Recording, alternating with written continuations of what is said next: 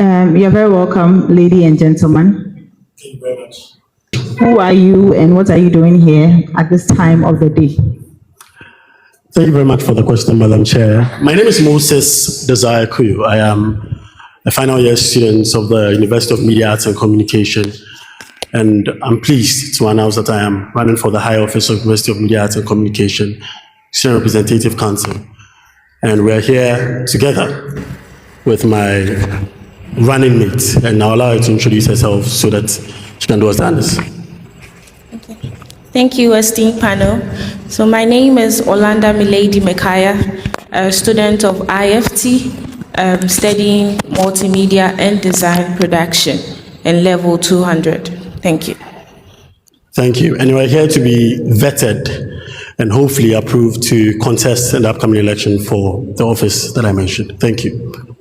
The office of president, right? Yes, please.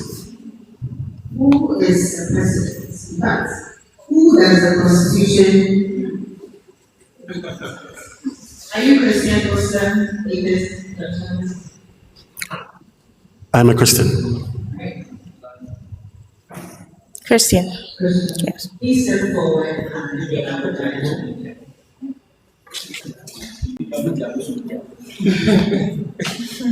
Please take out the and repeat after me.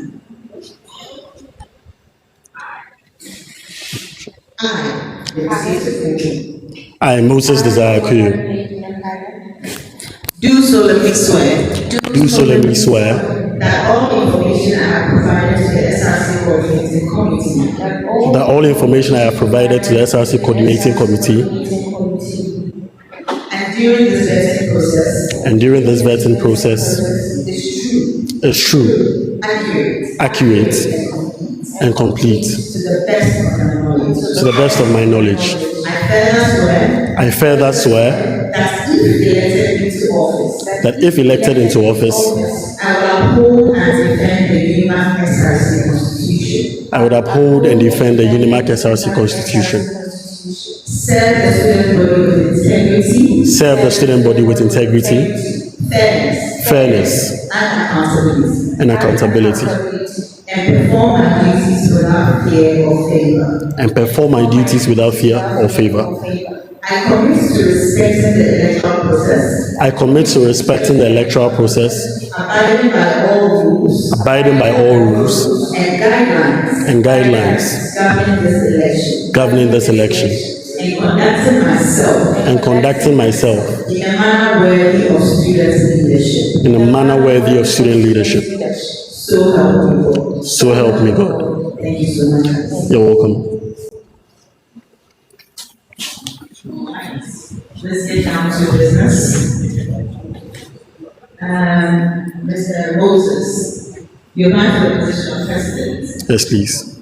Who is the president according to the United States Constitution? Thank you very much for the question. First of all, I'd extend my greetings to. Please hold on. Can I have silence and alcohol, please? Thank you. Please go ahead. Extend my greetings to the cherished panel and everybody gathered here, and the good people of UniMAC who have joined virtually. I truly appreciate their presence. Now, to your question, you've asked for what the Constitution says about the president. Now, if you take the UniMAC SRC Constitution, take Chapter 4, which establishes the Executive Council, clearly spells out what the president is supposed to do. So a president, in its truest sense, has both ceremonial and administrative functions. The president is supposed to be the head of the Student Representative Council. Now, there are a couple of things that the president is supposed to do. One of those things is to be the chief spokesperson for the student body. And so in terms of saying chief spokesperson, it means that you have the responsibility of advocating on issues that directly relate to the student body. Another thing that the president is also a joint signatory to the SRC accounts. And in addition to that, the president is also responsible for making very relevant appointments that will aid the smooth functioning of governance within the SRC framework. And so, in summary, the president is both the administrative and ceremonial head of the Executive Council of the Student Representative Council. Thank you. Thank you so much. Ms. Yes. Who is the Vice President according to the UniMAC SRC Constitution? Thank you, esteemed panel. Thank you, Madam Chair. So, according to the UniMAC Constitution, Chapter 4, Article 11, Clause 2, mandates my SRC Vice President office the responsibilities, first of all, to assist the President and to be in his stead when he's handling other crucial matters. Also to ensure the unity among the halls and the institutions that we have. Okay. Did you approach him or he approached you? He approached me. What is that one thing that you saw in him? That made you say, yes, I am going to be your running mate? So, prior to his decision, Moses Desire Kouyo is a man I have worked with on several projects outside and within school. So, I believe personally I have few values that I hold high esteem. One, transparency and work ethics, which correlates with what we both share. Yes. Transparency and ethics. Yes. What ethics are we talking about here? Honesty. Okay. Thank you. And so, Mr. Moses, what made you, out of all of the IF2 students, choose Milady Micaiah Orlando, I think, as your running mate? Thank you very much for the question, Madam Chair. Choosing a running mate is a very difficult task because it means that I'm choosing someone who must complement my efforts in leading the administration. And so I wouldn't say it was a very mean task. But fundamentally, what made me choose Milady Orlando Micaiah is basically the fact that I have worked with her extensively in numerous projects, and we share a certain level of telepathic communication and understanding that is very important for people who are within the two key positions within the SRC setup. And she possesses certain skill sets that I believe that coming from one of the sister institutions in the merger, she can bring those skill sets, experiences, and talents to the drawing table for us to be able to move our SRC into the new horizon that we wanted to see. And so that is why I chose Milady Orlando Micaiah as my running mate. Okay. You mentioned that you like to, I think you said, advocate for students or something like that when you were talking about the role of the SRC president. Yes, please. I would like you to rate the immediate past interim administration and explain the reason for your rating. Well, I have been very involved in student business. I have been serving in numerous leadership capacities. I've been keeping tabs on the successive SRC administration. And so I'm very glad you asked me this question. In fact, I penned a full-length article that is available on certain news outlets, giving a cursory analysis of the previous SRC administration. Now, as at that time, they had not finished their tenure, and so the rating I gave them, I can't give that same rating here. But for now, taking into full purview what they've done, what they promised to do, and what they've done currently, Right. I believe that they, on a scale of 1 to 10, they deserve a strong 4 over 10. I'll score them 4 over 10. And the reasons are, there are specific offices within that administration that individually met some of their targets. If you take, for example, the Women's Commissioner's Office, which is now rebranded as Gender Affairs Commissioner, you can say truly that when it comes to certain initiatives that she wanted to roll out, she did it, and she did it for the take supporting entrepreneurs on campus. She was able to do that, and I believe it's a vital master stroke in supporting students. When you take other offices like the External Affairs Commissioner, even though it wasn't a sterling performance, at least some fundamental things were done. But if you take the highest office, the office of the president, I believe that the performance was subpar. It wasn't to the satisfaction of the student body. You can't point to one credible initiative that the previous interim SRC president rolled out. And so when I take these things into consideration, I could say that 4 over 10 is a fair analysis and a fair rating of that SRC administration. Thank you. Okay. All right. Thank you. According to your leadership and experience, the section 4 of the form you filled, you've been General Assembly Rep, Defendant General. Most of these were in one particular year, in 2023. Yes, sir. How did you handle being in all of these positions at the same time, or rather in the same year? Thank you very much for the question, and I understand why it's a very pivotal question. So, the hallmark of every good leader is your ability to manage resources, and time is a resource.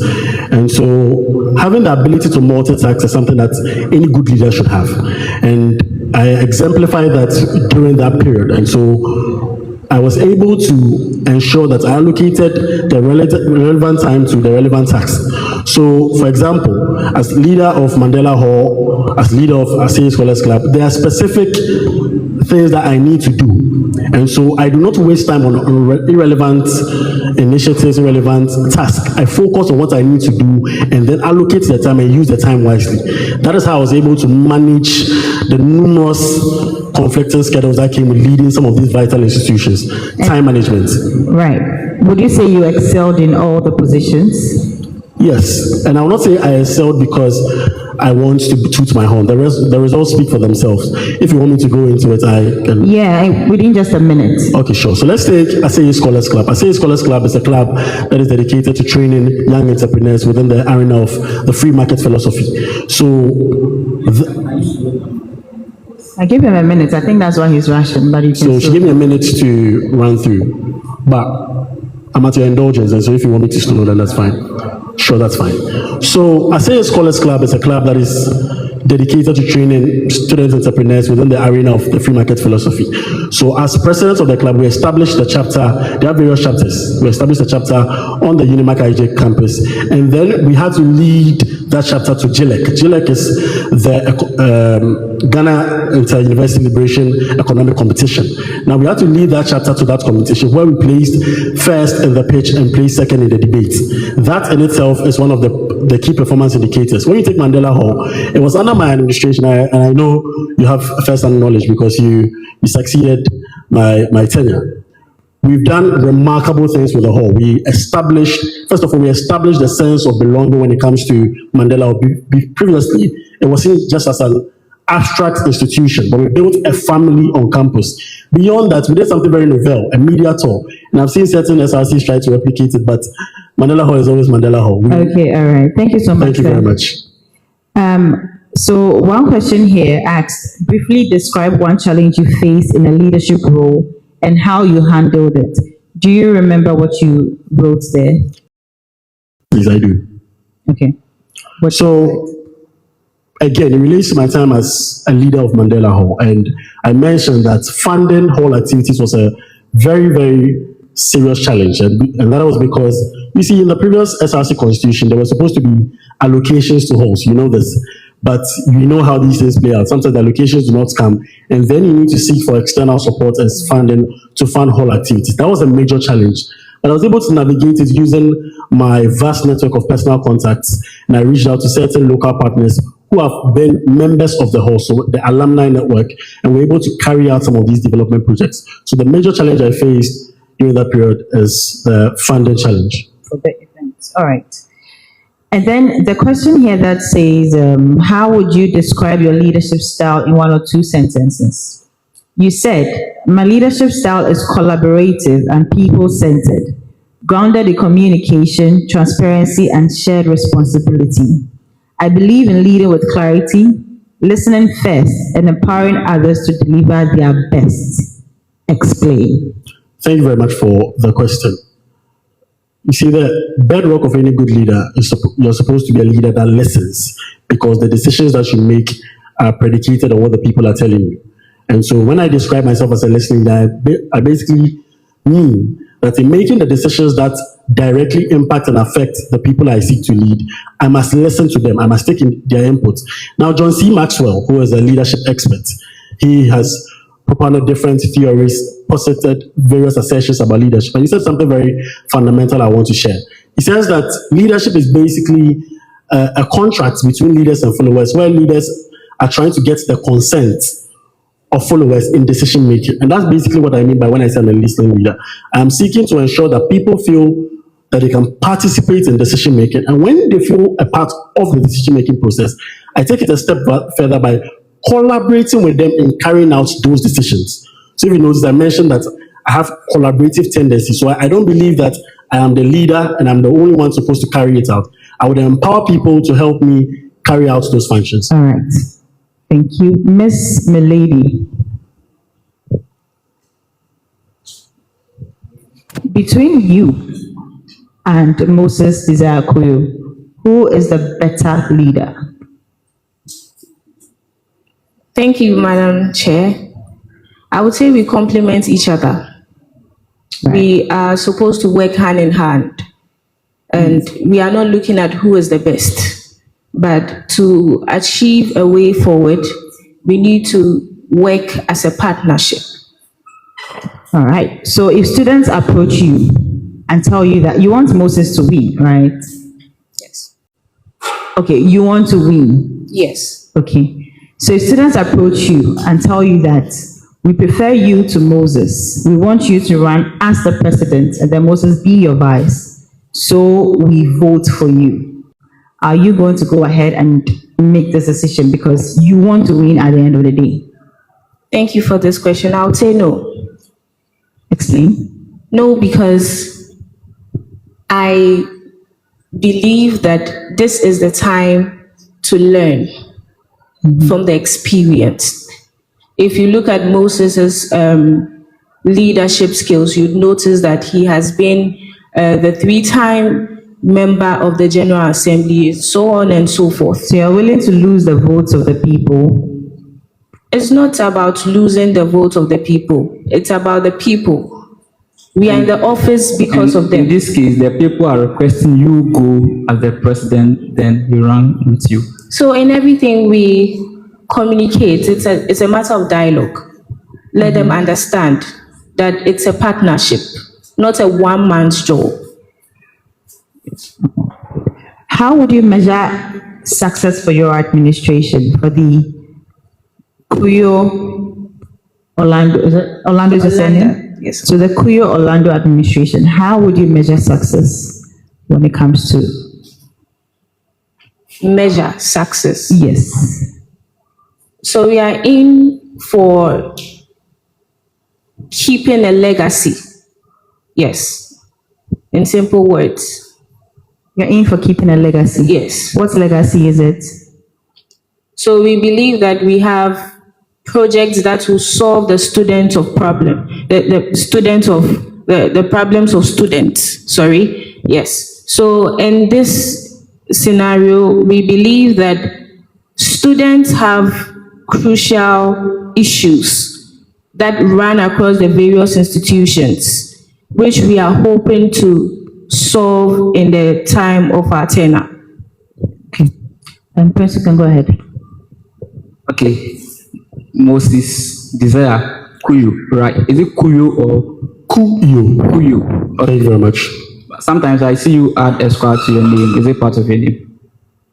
Most You times see you me write add it in what context? Sorry? You see me add it in what context? In what context? Like in some write-ups, you see Moses Desire Kouyo, Esquire. Oh, I doubt I've used it. It's just my contact name, but I've not used it in any write-up. It's my contact name on WhatsApp. Is your what? Contact name on WhatsApp. Oh, okay. So why is it there? Are you a lawyer? I have ambitions of ensuring that I finish law school to become a legal practitioner, and I'm speaking it into. Okay, so if I have existence. ambitions to become a professor, can I add professor to my name? Well, that is, I believe in affirmation. You have your own personal philosophy. I believe that I need to affirm, and I speak it into being. And so that's your personal decision. Okay, I have your research manual with me here. The research manual, yes, please.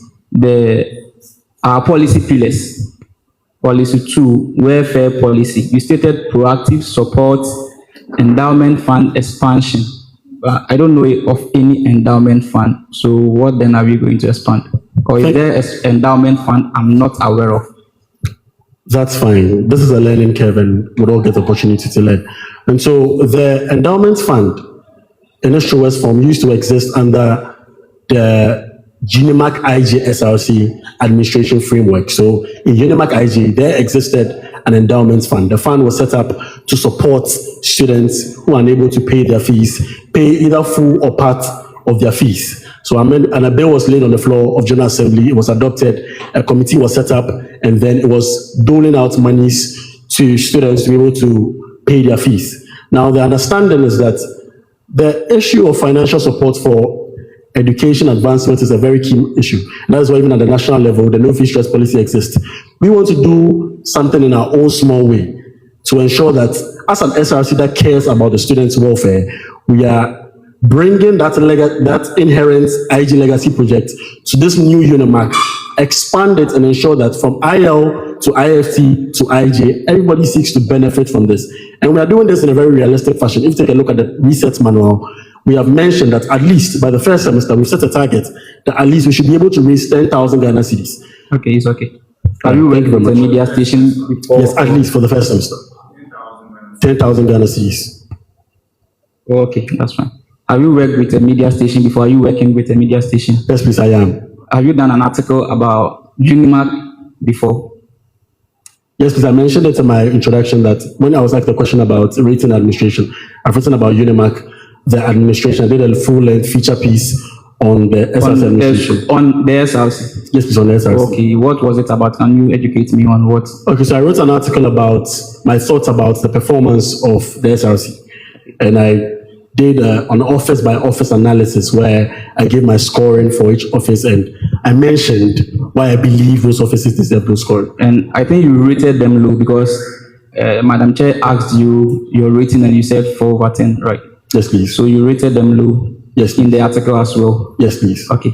So in the case our name as a university is going out from your writer, and now you are rating the university low, and in this case you still want to lead this university, can you strike the balance? Thank you very much for the question. One of the key institutes within this merger is UniMAC IG. Now, the journalism fraternity is a fraternity that ensures that we are truthful, we are fair, and we ensure that the information we put out is accurate. And we have our personal discretions when it comes to making write-ups. Now, one of the key things I subscribe to is ensuring that I stay truthful at all times. And that article was a personal opinion piece that I wrote about my understanding and assessment of the government that was leading me. And so, do you know your personal feature or article that you wrote can have like implications on the entire school? If I decide searching for UniMAC and maybe your article pops up, that would be the first thing I will read about UniMAC. And what impression are you giving out there? So there exists the principle of free speech. We live in a country where everybody's free to express their opinions in a very cultured and a very democratic manner. And I exercise that right in the matters of student governance. I'm not irrespective of who is involved. I did not put the university in the bad light. I stated facts, my personal fact. If there's anybody who has facts that are contrary to anything that I stated, they can bring it up. And do you think you are selling the name of the school well out there? Unless you are assuming that I should lie. I'm not saying you should lie. So I believe I spoke the truth, but you are saying that I misrepresented the facts. I'm not saying you misrepresented anybody. So you agree that I exercise my rights to freedom of expression. Yes. And now it's creating the impression that the university may get a bad name out there. Because when I decide to maybe these news articles that you write, sometimes when you decide to even the tax, you type UniMAC. So when I decide to type UniMAC on Google, I can chance on your news article. Well, as communicators, we are being trained to express our opinions, especially within the remit of the law and the Constitution. And I did nothing untoward concerning that. I believe that what I did was, in fact, a result of the training that the same UniMAC is giving me. So unless you are saying, to a large extent, that I shouldn't be practicing what I'm being taught in the classroom, I genuinely see no challenge with that. As long as I did not malign the institution in any way, I believe that I expressed my views in a very harmless manner. Thank you. Okay, so can you sell the school's name out there? Who have contributed their time and resources to putting UniMAC and UniMAC IG specifically on the map. I am one of the foremost people. And when you take the PR arm I established when I was in my first year, together with a colleague, GIJ Cortes. GIJ Cortes is a Twitter account that I established. because I saw a problem. When I came, UniMAC was not getting positive reportage and publicity in the airspace and on social media. I decided to establish an X account, which is now followed by organizations like the US Embassy, even the official embassy, even the official I do. Policies are not made to fit everybody. Policies are made to address problems with the resources that you have. Okay, so in the case, all your policies. Okay, let me take a different question. I will come back to that. That's fine. Okay. So, in a case something happens and your vice president tells you, I want to resign. I can't really hear you. Can you be a little... In a case something happens and your vice president tells you, I want to resign, what will you do? Well, leadership is not something I believe anybody should be forced upon anybody. And if there are specific personal reasons why she can't carry out her leadership responsibilities as a vice president, it's important to dialogue with her and understand why she's unable to perform those responsibilities. I would first dialogue with her and understand. It may be she has a medical challenge, it may be that she's moving out of the country, etc. Now, if the reasons are valid, I would accept it, because what I would be doing by keeping someone who doesn't want to be there is doing a great disservice to the student body, because they've elected a vice president, they expect her to act. She believes that she's not ready or not in a position to act. I'll accept whatever resignation she has. Now, the problem you brought up a very key consideration for the constitution that we are about to promulgate. The constitution is silent on what should happen if a vice president decides to resign. And that is one of the key constitutional considerations we need to make. And I'm not part of the constitutional committee, and I believe that some key figures here are part of it. We should take that into consideration. And so I would hope that by the time that the rollout of the new constitution is done, these matters are taken into consideration so that I, as president, can adhere strictly to the constitution in matters like this. Thank you. Okay, in a case something has come up, management have their stand on it, students have their stand on it, and they are having opposing or conflicting views. Let me give the example of online classes that we are doing now. Sure. I'm not sure students were happy with it. No. But management imposed it on students. You are the SRC president. Management is imposing something on students. What will you do? Thank you very much for that question. It's very beautiful that you asked me that question, because it was my everyday reality during the period where the whole online conversation came up. I, Moses Desire Kouyo, I was one of the key petitioners, together with Daniel Fiawano of Infoport Media, who filed a petition on this matter. And the petition was backed by a collection of data from the student body. So we put out a Google form to collect the views of students. And I had the opportunity, by the mercies and the favor of the Dean of Student Affairs, Dr. Aktando, to meet the Pro-Vice Chancellor on this matter. So I'm citing this example because I'm trying to put forward the truth that dialogue is important. Dialoguing with management to understand management's reasons for carrying out certain actions is very important. But notwithstanding that, the people who elected me are the students. That should be clearly established. And my fidelity is to the student body. The decisions that are going to be made by management, my responsibility is to make sure, as part of my constitutional responsibilities, is that it represents students' interests. And that's exactly what I'm going to do. I'm going to ensure that when I sit on the governing council as espoused by the constitution, whatever decision is going to be taken, I'm not going to be antagonistic towards management, because pushing the hand of management is not what is going to get you the results. It's about dialoguing with management to judge or to meet an amicable conclusion. And I've exhibited that. That is what you get with our tickets. We are not people who come here to come and promise. We've already shown that when the work is given to us, okay.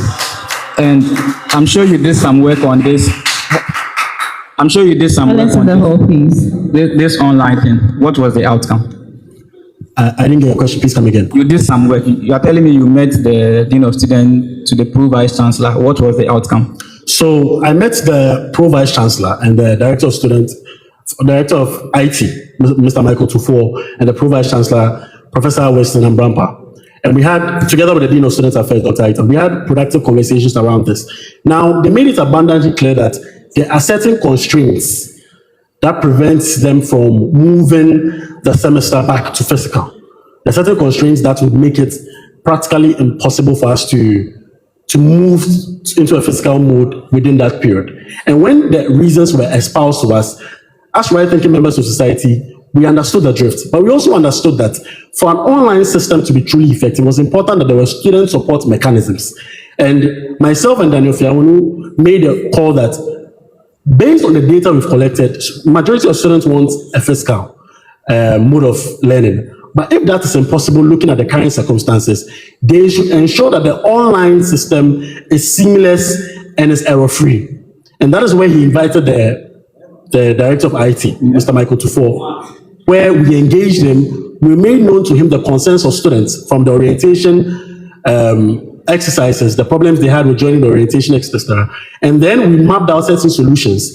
He gave us certain student support angles that we can take it from to help make the process seamless. So I would say that yes, the outcome was not achieved, but I would rather be remembered as a leader who took the effort and tried to represent the students of interest than someone who folded their arms and said that it can be done. Okay, so let's end that question there. Thank you very much. You are the SRC president. I've come to you as a businessman. You are doing a program and I want to sponsor, but I have interest in the whole SRC thing, maybe from you appointing whoever. I know the president has the power to appoint the judicial, to make certain very key I understand. So drift. So I am a businessman. I've come to you. You are doing program. You need sponsorship. You need fund. I'm ready to give you that. But I have interest in student politics. That I want you to appoint somebody as maybe there is for the next elections. What will you do? Now you need the money for your program. And I have that interest. Between the two, what will you do? Thank you very much for the question. It's a very pivotal question, especially within the arena of corruption, financial mismanagement, and misappropriation. Now, I'm a man of principle. I have certain principles that I do not bend, and I do not compromise on for anybody or anything. And my fidelity, as I've already mentioned, is to the student body and to the constitution that's created my office. And so, to respond to your question, it's an outright no. We need the money, but we have dignity. And it is not, we will not sacrifice our dignity on the altar of financial influence. We will ensure that we adhere to what the Constitution says, and the Constitution is very clear that it is the president, not the president under the influence of anybody else. It is the president that makes amounts to be impeached. Now, we have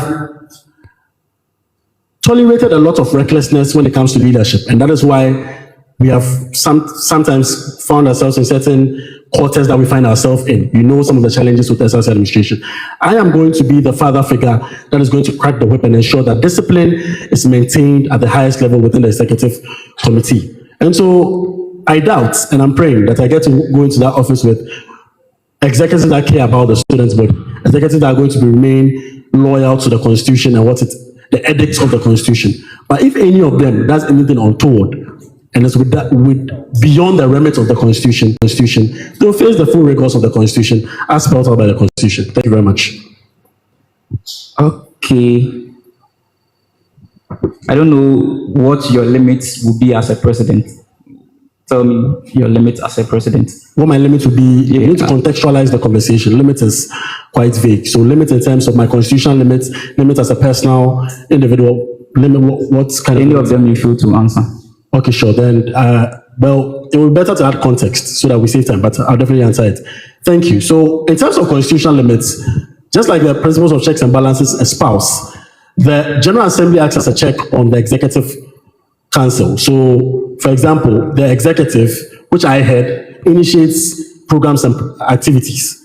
And that those programs and activities must go through General Assembly. That in itself is a limit to that lecture hall need to engender conducive learning for students. Maybe it needs sockets to be repaired. Maybe it needs the fan to be repaired. I'm struggling to understand your learning spaces because we have lecture hall. Is the lecture hall different from the learning spaces you are talking about? Yes, please. In this context, yes. So the lecture hall is where we have our every day-to-day classroom activities. So do we have learning spaces on campuses?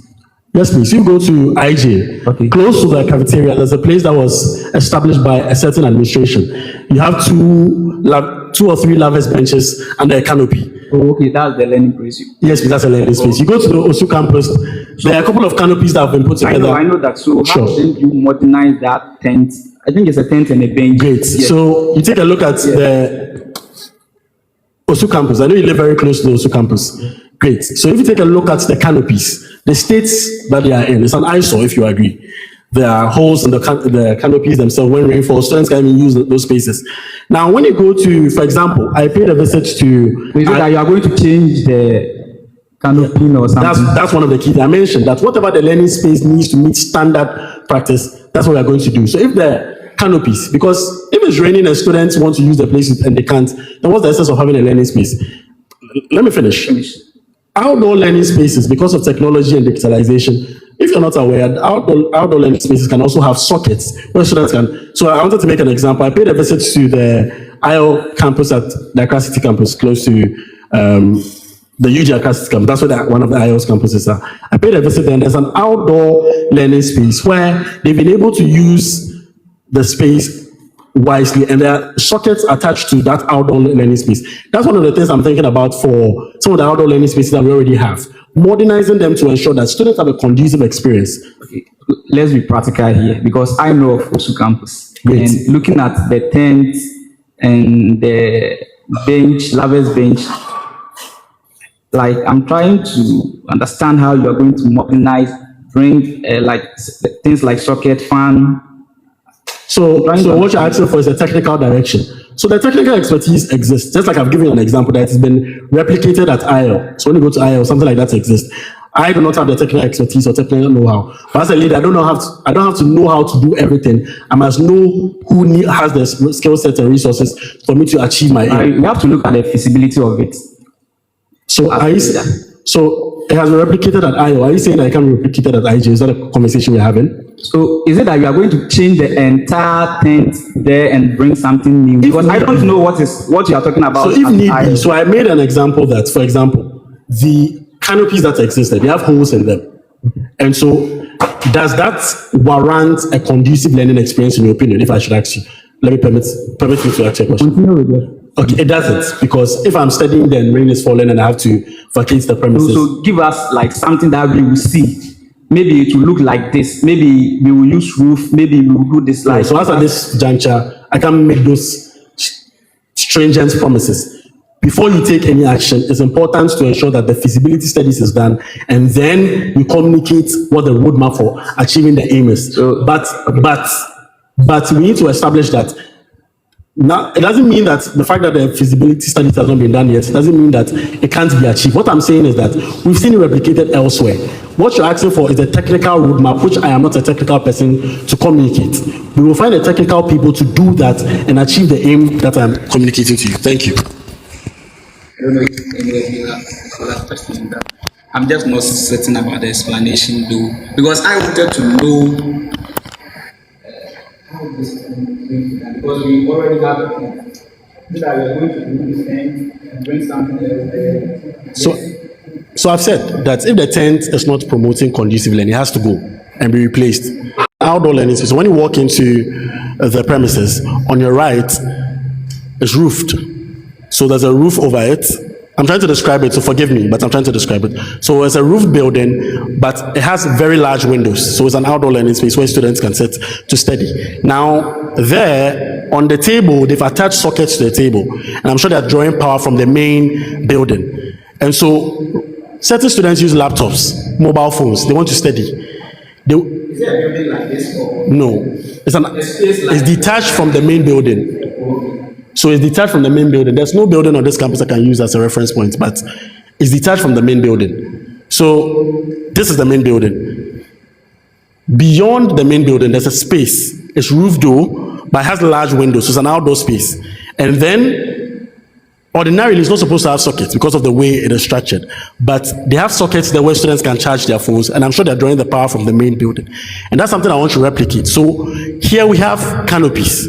And I am cutting our coat according to our cloth. That's why I'm specifically not saying that we're going to construct I'm saying that first of all, the existing one, we need to modernize them. So if you have canopies, for example, if we need to get new canopies, and then find ways to get sockets in and around the learning space, that is something that would promote conducive learning for students. How do you bring sockets when it makes the water? So that's why I mentioned that people have the technical expertise.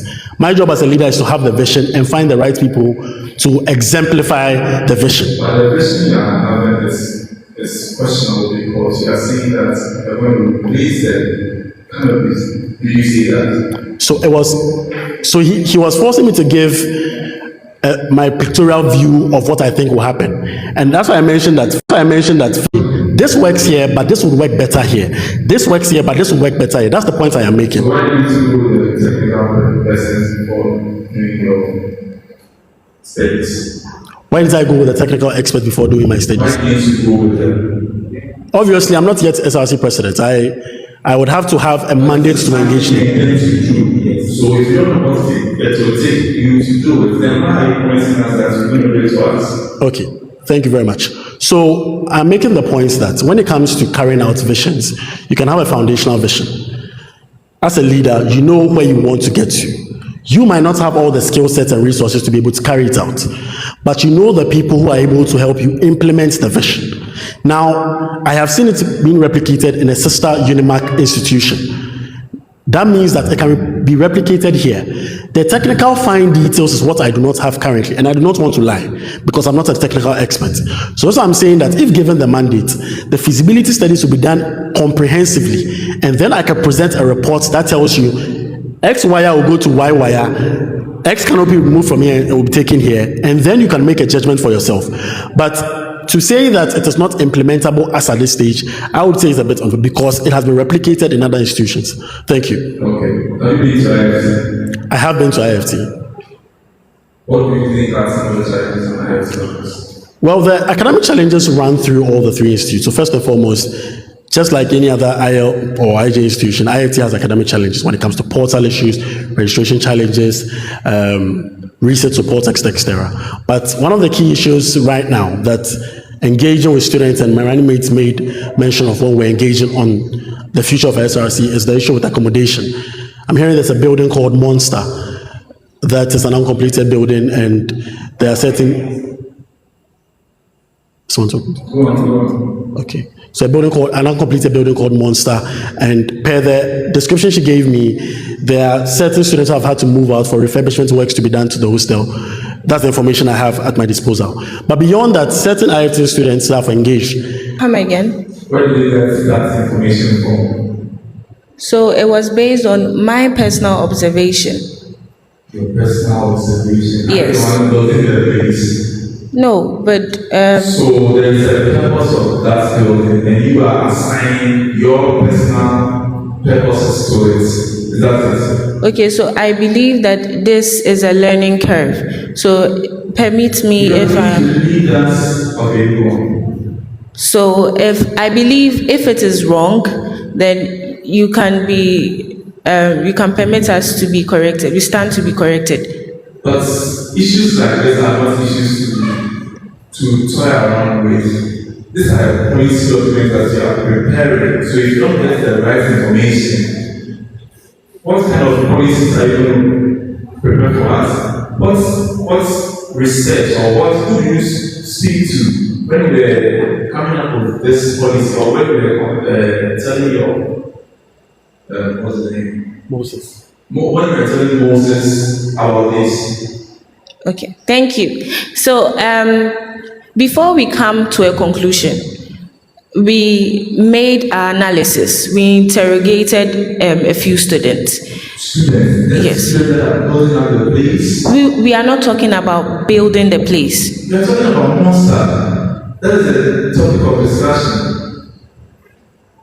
So that is why I made mention that this is a learning curve. So in your opinion, what do you think is Monster? And we stand to be corrected. Answer the question. You're not supposed to be asking questions here. That's why we stand to be corrected. I am saying that you are drafting a policy document. Okay. what did you do before communicating that information to your president? Is that what you're going to be doing when you're in office? That you not verify your information before you relay to your president? Okay, so thank you again for this question. I believe we are in the office to serve students. Yes. So we are supposed to do our due diligence to get the right source of information. Okay. Now, based on that is accommodation, welfare, academics, and also sports. Now, when we look at the accommodation, it is segmented into two parts, which is the long term and the short term. Now, in the long term, when you look back into the UniMAC Constitution, it states somewhere in Chapter 12 that there's going to be a 30% fund that is going to be set aside.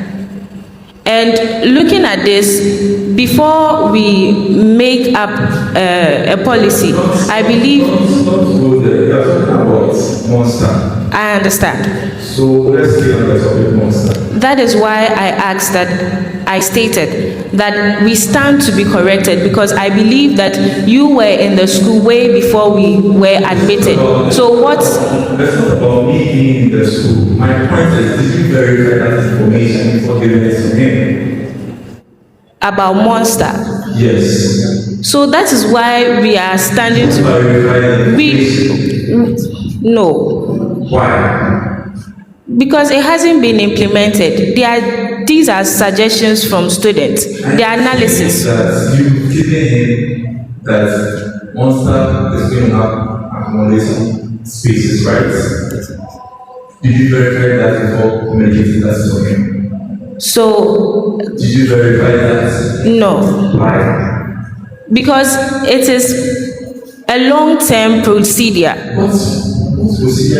And we are not including the Monster in the reset manual. He was just making reference to Monster, not that we are going to renovate It doesn't negate Monster. the fact that you mentioned that place is going to have an accommodation facility. It doesn't negate that So fact. we did not state that it is going to have You mentioned that to him. So we stated You mentioned that to him. yes. So why did you mention that to him? Whilst it's not true and not verified. So I don't think we have verified it. It is based on the student analysis. So why did you mention it to him? No. So, like I stated before, we are in the office because of the students. We made our research by What office? speaking to the office we are vying for. So you are not in it We are yet. not in it yet. Yes, so don't say you are in the office because of the students. Okay. So So currently, why did you give him that information? why did I give him that information? Whilst So it's not it was verified. based, so everybody has the right to have a dialogue with different students. Good, Now we have seniors good. on the same campus. Now if we make analysis, we ask, we inquire. There are various opinions that will come from different angles. Now we have heard, it's just a speculation. So we are working with speculation. We are not working based on speculation. He gave reference to Monster. Yes. Yes. And I'm speaking to Monster. And you gave information to your boss that that place is going to have an accommodation facility. say Based on hearsay. Okay. So, Did you tell him that? so okay, we apologize, but we You stand to be apologize, corrected. but so it means that the BAT is nullifying your apology. Okay, we stand to be corrected. Educate us. Thank you. Okay. So for Monster, it doesn't have accommodation facility. That's fine. That is basically going to be, and even that cry, I don't even want to go there because there are a whole lot of issues with that. So it is not something you can rely on. Okay. That's an advice to you. But before you move on, let me just respond Okay. to probably the drift was lost at a certain point. When I made reference to Monster, what I sought to say is that with my engagement with students, they mentioned that is their personal interpretation of what Monster is supposed to be. But if you take a look at our policy document, we never mentioned anywhere that Monster is part of our plan for accommodation. That's what she was trying to say. Please have your attention. Yes, so what we are saying is that with our engagement with students, they felt that Monster was one of the key solutions to the accommodation challenge. And they mentioned it, and that was the feedback we got. But we never said that in any way, in the breathtaking research manual, we never said anywhere that Monster is one of the things we want to do to be able to alleviate the accommodation challenge. It was one of the pieces of feedback we received that was mentioning to you. And then, as she mentioned, this is a learning curve. We are student leaders who are always willing to learn and listen. And since you have been at the helm of affairs, we are very grateful if you educate us. And so, please pardon us. Thank you. Okay, so back to the same question you were on about the learning Conducive learning spaces. and Yes, please. learning spaces and all that. What's your plan for IFT? Because we don't even have where to sit, not to talk of where to go and learn. So what's Please, when your you plan? say you don't have where to sit, Oh, I mean, when you, like in your earlier statement, you said when you're, is it him or the other candidate? That's when your class is not up yet and you're on campus, you don't even have Yeah, I a place mentioned to that. hang around. Yes, so what's your plan for IFT? Not to talk, because you're saying you're going to, in all your delivery, you're saying you're going to renovate. We don't have a thought to be renovated or modernized. Great. So what's your plan for IFT? Great. And so if you take a look at the research manual, I mentioned that it's layered. So I said that modernize the existing learning spaces and then establish new ones if necessary. So you take the first portion of the document. I mentioned that we are going to be modernizing the learning space, and that is for those that already exist. For campuses that we've noticed that they do not have, this is very key. And let's not lose sight of the fact that students need spaces to learn beyond the classrooms, especially when we are dealing with an institution that does not have hostel facilities, or the hostel facilities, there are challenges with securing them. So for campuses that we identify that these campuses do not have at all, we will start from scratch and look at the most cost-effective way of setting up some of these learning spaces for these campuses. And have you done any feasibility studies in that regard? In setting up new learning spaces? Yes. Feasibility studies in terms of how much it will cost, or anything at all on that in that regard? Well, if you are starting from scratch and you need to set up a new learning space, but the conversations that I've had with some of my student leaders, peers in UG, KNS, etc., you need between 10,000 Ghana cedis to 20,000 Ghana cedis to set up a small learning space. That is the provision of chairs, the provision of desks, and anything else that will be conducive enough for students to have those learning spaces. So that's the conversation we've had. But have you even inquired whether you would have the space or the land to even put that thing up? So I have noticed that when you go to IFT, for example, the East Continents, when you enter on your right, under the tree, they already have lovers bench. I don't know, I'm sorry if I'm calling them lovers When you bench. enter which of the studios? She can help you. Yes. Yes, Studio 3. Studio 3? Yes. Okay. Yes, once you enter, I think the security checkpoints on the left and on your right, I've seen two lovers benches. They're in a very deplorable state, if you ask me. I think that space, first, we need to start something. I'm not promising heaven, and it's true that these matters are very cost-intensive matters, but I believe in at least starting something small, that even if it's going to help 1 to 5 students, 5 to 10 students, is something that is substantial. So when you enter on your right, I've seen two lovers benches. I'm calling them lovers benches for want of a better word. There's some space there. I'm looking at if we clear that space and we provide at least suitable bench, because those benches, I've noticed that they look a bit rotten and decayed. If we provide suitable benches, we beautify the place a bit, we designate that spot, we coordinate that spot and designate it in a way that when students want a place to sit on campus, they could go there and study. That is a starter. That's what I mean by establishing new learning spaces. I'm not saying that I'm going to construct state-of-the-art learning space. That's what I mean. Thank you. Okay. Over to you, Honorable Prince. Okay, so I think I've seen 10K. You mentioned it earlier, but I didn't pay attention to that. So if you can come. Maybe sorry. One thing that's just in the same regard. You mentioned that, yes, on 10K, you said first semester you raised. We're looking at raising 10,000 Ghana cedis. First semester. First In our semester. first semester, yes. Do you know how long your administration is going to? Even the first semester ends around February ending or March, beginning of And do you know that you're already in the first semester? So I am referring to, so that's an expression. I mean that the first semester of my administration. So when the first years come, that's Yes, your first semester is going to be from ending of February, January to like March. Beginning of March, February, and ending. That's the first semester. the first semester for our admission. yes. If you are not taking into consideration the first years, They are all parts. okay. So we did a calculation different. We thought when we at the first years, it will start from that period. No. All right, sure, that's fine.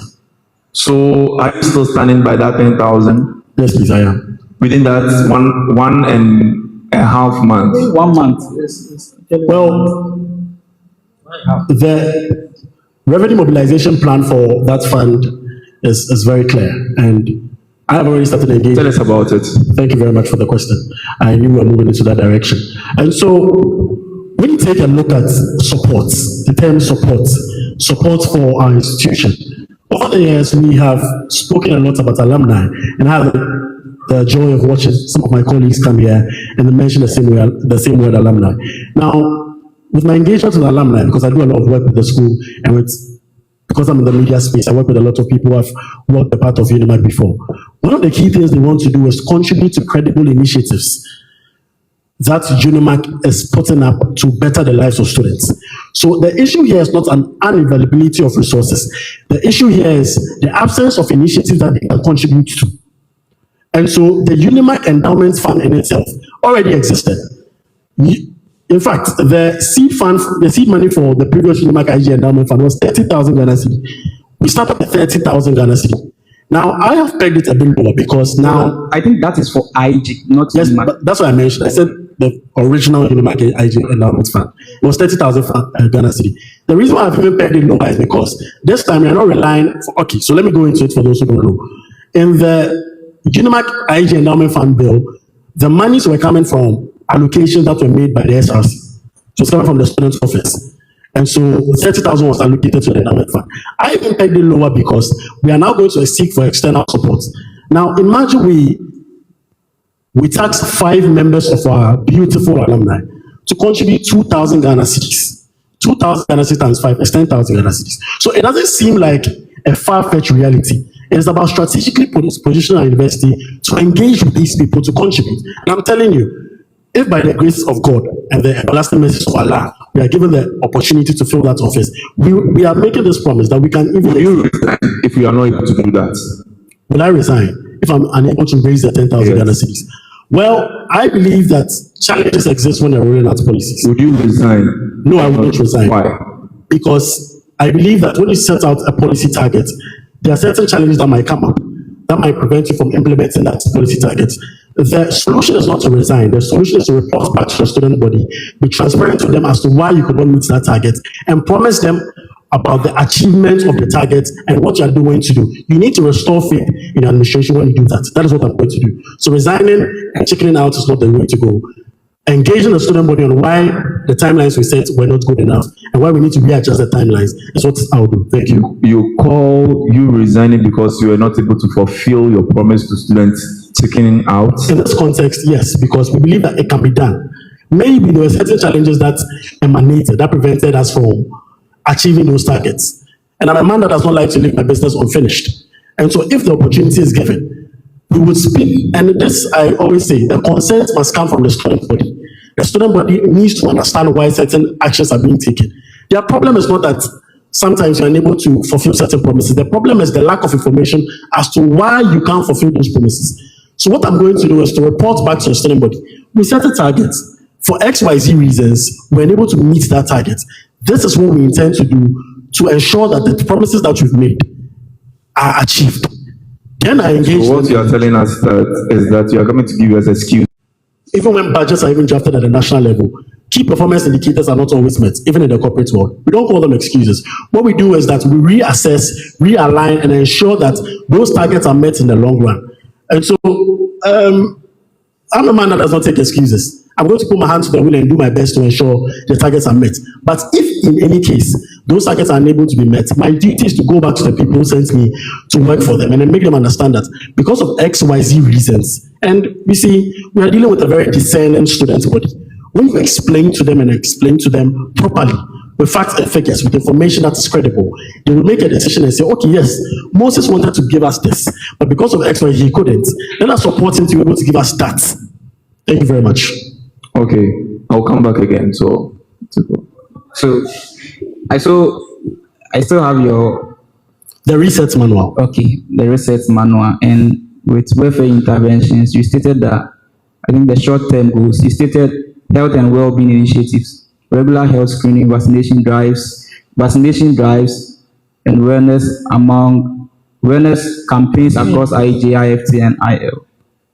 Can you expand that for me so I can ask? Well, we are aware of the popular saying that our health is our wealth, and it's important that as a student body, if we want to contribute to the academic and social lives of our student body, they must be in good health. What we are saying is that we're going to be rolling out initiatives within those areas. So from time to time, partnering with the relevant institution, vaccinating drives for certain diseases and illnesses will be organized. Okay, so you mentioned regular health screenings. How regular is this going to be? As and when it's necessary. So I keep saying that we are partnering with certain key institutions. And if these health screenings, for example, should be organized semesterly based on the strength. It's one thing that we don't want to do as an administration. So every semester we expect health professionals on campus to screen us. If need be. Is it going for free or we are going to pay for it? The idea is to do free health screening. Doing free health screenings are things that have been replicated by even the meanest of people. So if SRC as an institution wants to do a free health screening and partner with a health institution, that should not be beyond us. So the focus is to at least ensure that the health screenings are free. So every semester we expect health professionals to be on campus to screen us for free. That is the focus. Are you doing it this semester? When you become president, are you doing it this? Yes, we're going to get to work. We are going to ensure that it's done within the shortest possible time. Okay. And you mentioned vaccination drives. So I've already touched on that. I mentioned that there are certain illnesses that from time to time we need to be vaccinated against. And so the Ghana Health Service is always looking for partners. If you engage with them, I work with certain key government stakeholders, and they're always looking for partners. They're looking for institutions to partner with in this regard. And so the timing will be decided together with these partner institutions to be able to roll out some of these health and wellness initiatives. And one of them is the vaccination drive. Thank you. Okay, so you have safe transport and campus mobility. If you can explain that. This is the conversation of transportation. Does it mean that in case we all don't live together, like having a traditional hostel or something? I'm struggling to hear you. Is it a case that in a case we all live, like we all come from different places, and now you want to transport students to campus? I never said that. That is your understanding of the policy. So permit me to explain further. Thank you. Now, I was mentioning safe mobility, and the focus is in and around campus. Now, if we take a look at what? In and around campus. Oh, okay. Okay, thank you very much. So I was making the point here that when it comes to mobility around campus, it's sometimes difficult. Students commute from long distances, and then, for example, if you're going to those two campuses, you get to, what's it called? Police headquarters, and then you have to walk that distance, etc. There have been conversations that I'm having back there with certain ride-hailing apps and certain transport companies to ensure that certain student packages are given to UniMAC students. And these are things that are replicated for even events. So if you go to Kweku Smoke's revival concert, both gives you a code. You are given a discount for attending that event. You go to certain events, the partnerships exist. I'm always saying that it's about strategically positioning university to offer something to exchange of value. So I'm taking a look at partnering with some of these organizations. I can mention some of them: Bolt, Yango, Uber, Okada Moto. Thankfully, Okada Moto is being owned by someone whose wife is, and you know the person is within our institution. And if we're able to strike a meaningful partnership where students get affordable rates to be able to move in and around campus, I'm sure that students will be singing hallelujah at the end of the day. So those are the kind of things that we are looking at. I am not going to promise to build a bus. There is the Impuntuo Fund that is taking a look at, in Chapter 12 of our Constitution, they're taking a look at capital-intensive projects. The long term, I am saying for a fact, in the long term, if successive administrations manage our finances well, UniMAC will be able to get a hostel, will be able to get a bus. But my administration is taking a look at addressing the current realities with the resources that we have and making sure that at least we alleviate the suffering of students. And that is how we're going And do to you think students will subscribe to this? Because let's say Osu campus, a lot of people are like that, police headquarters. And in the case where maybe you have a partnership with, let's say, Okada Motors, and you want Okada Motors to pick students from Osu, from police headquarters to campus, do you think students will subscribe to this? Students have already been complaining about them, saying the feedback that we've gotten from our engagements is what has gone into the shaping and the policy direction.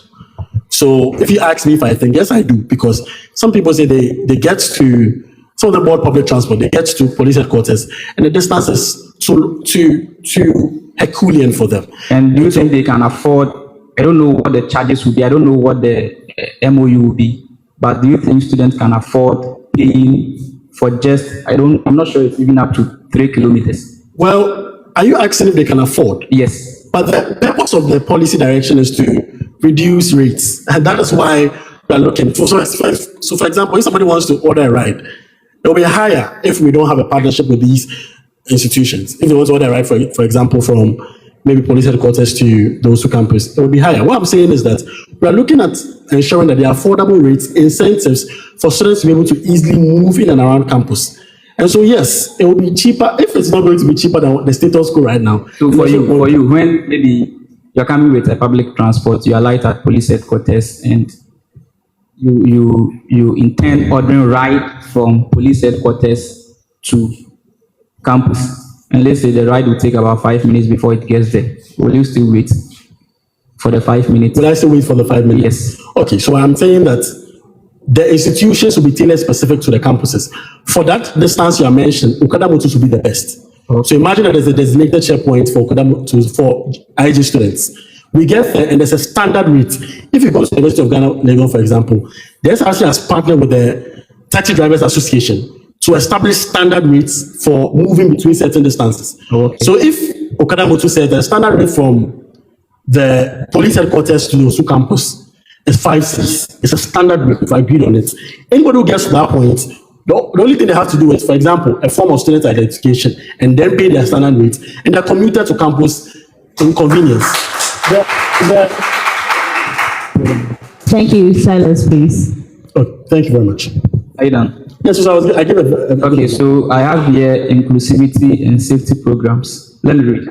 Policies to protect student rights, promote inclusivity, and create a safe campus environment for all. Elaborate. Thank you. So there are already certain human rights organization student chapters on campus. So if you take Amnesty International, they exist on campus. And the duty is to educate people about their rights, how to express them and how to defend them. We believe that it's important that we give people, arm them with the information that they need to be able to freely exercise their rights and defend it when it's being trampled on. My administration is committed to ensuring that we partner with these organizations to organize symposiums, conferences, seminars, and ensure that there is an outpouring of knowledge on these matters so that students can be well informed to be able to take the necessary actions if any of their rights are being trampled on. I would mention again that in the policy documents, the research manual, I said there is the availability of policies that seek to create a safe campus for all. We know the matters of sexual harassment that exist. I watched your grueling session with the Gender Affairs Commissioner, where we spoke about the sexual harassment policy and all that. We believe that a campus must be safe for everybody, regardless of your gender or regardless of whatever social status that you possess. My administration, and as head of that administration, I'm willing to work with the Gender Affairs Commission and the internal administration to ensure that we create a safe campus for all. Now, again, I'm going to be mentioning that to be able to do this, it is information that students must have. So when certain things, for example, like sexual harassment exist or has been targeted towards someone, what do they do? People do not have the answers. They don't understand what they need to do to be able to enjoy a certain level of redress to their matter. My responsibility as leader of the UniMAC fraternities to ensure that people feel safe. And these are some of the ways that I'm going to be doing that. Thank you. So you are a human rights advocate. You advocate that people's rights be respected, right? I believe that every human being is a human rights advocate because human rights are innate things that must be enjoyed by everybody. So as of the fact that I am a human being, yes, I am a human rights advocate. Okay, so if you are voted as the SRC president, I come to you with a concern about somebody. that the person is an LGBTQ plus. I don't know the other numbers. What will you do? So rights operate within the remit of the law and what the Constitution says. And so if we take our cultural framework that exists, even though there's a bill that has been placed before Parliament that is seeking certain considerations, we know what the law says about unnatural sexual relations. And unnatural sexual relations, it encompasses what you just mentioned, the LGBTQ plus fraternity. So as someone who has been approached by someone who is part of the rainbow fraternity, I believe that it's important to ensure that the person understands that society and framework define themselves in. That is, you can't practice such activities within the UniMAC social cultural framework. But what I also believe is that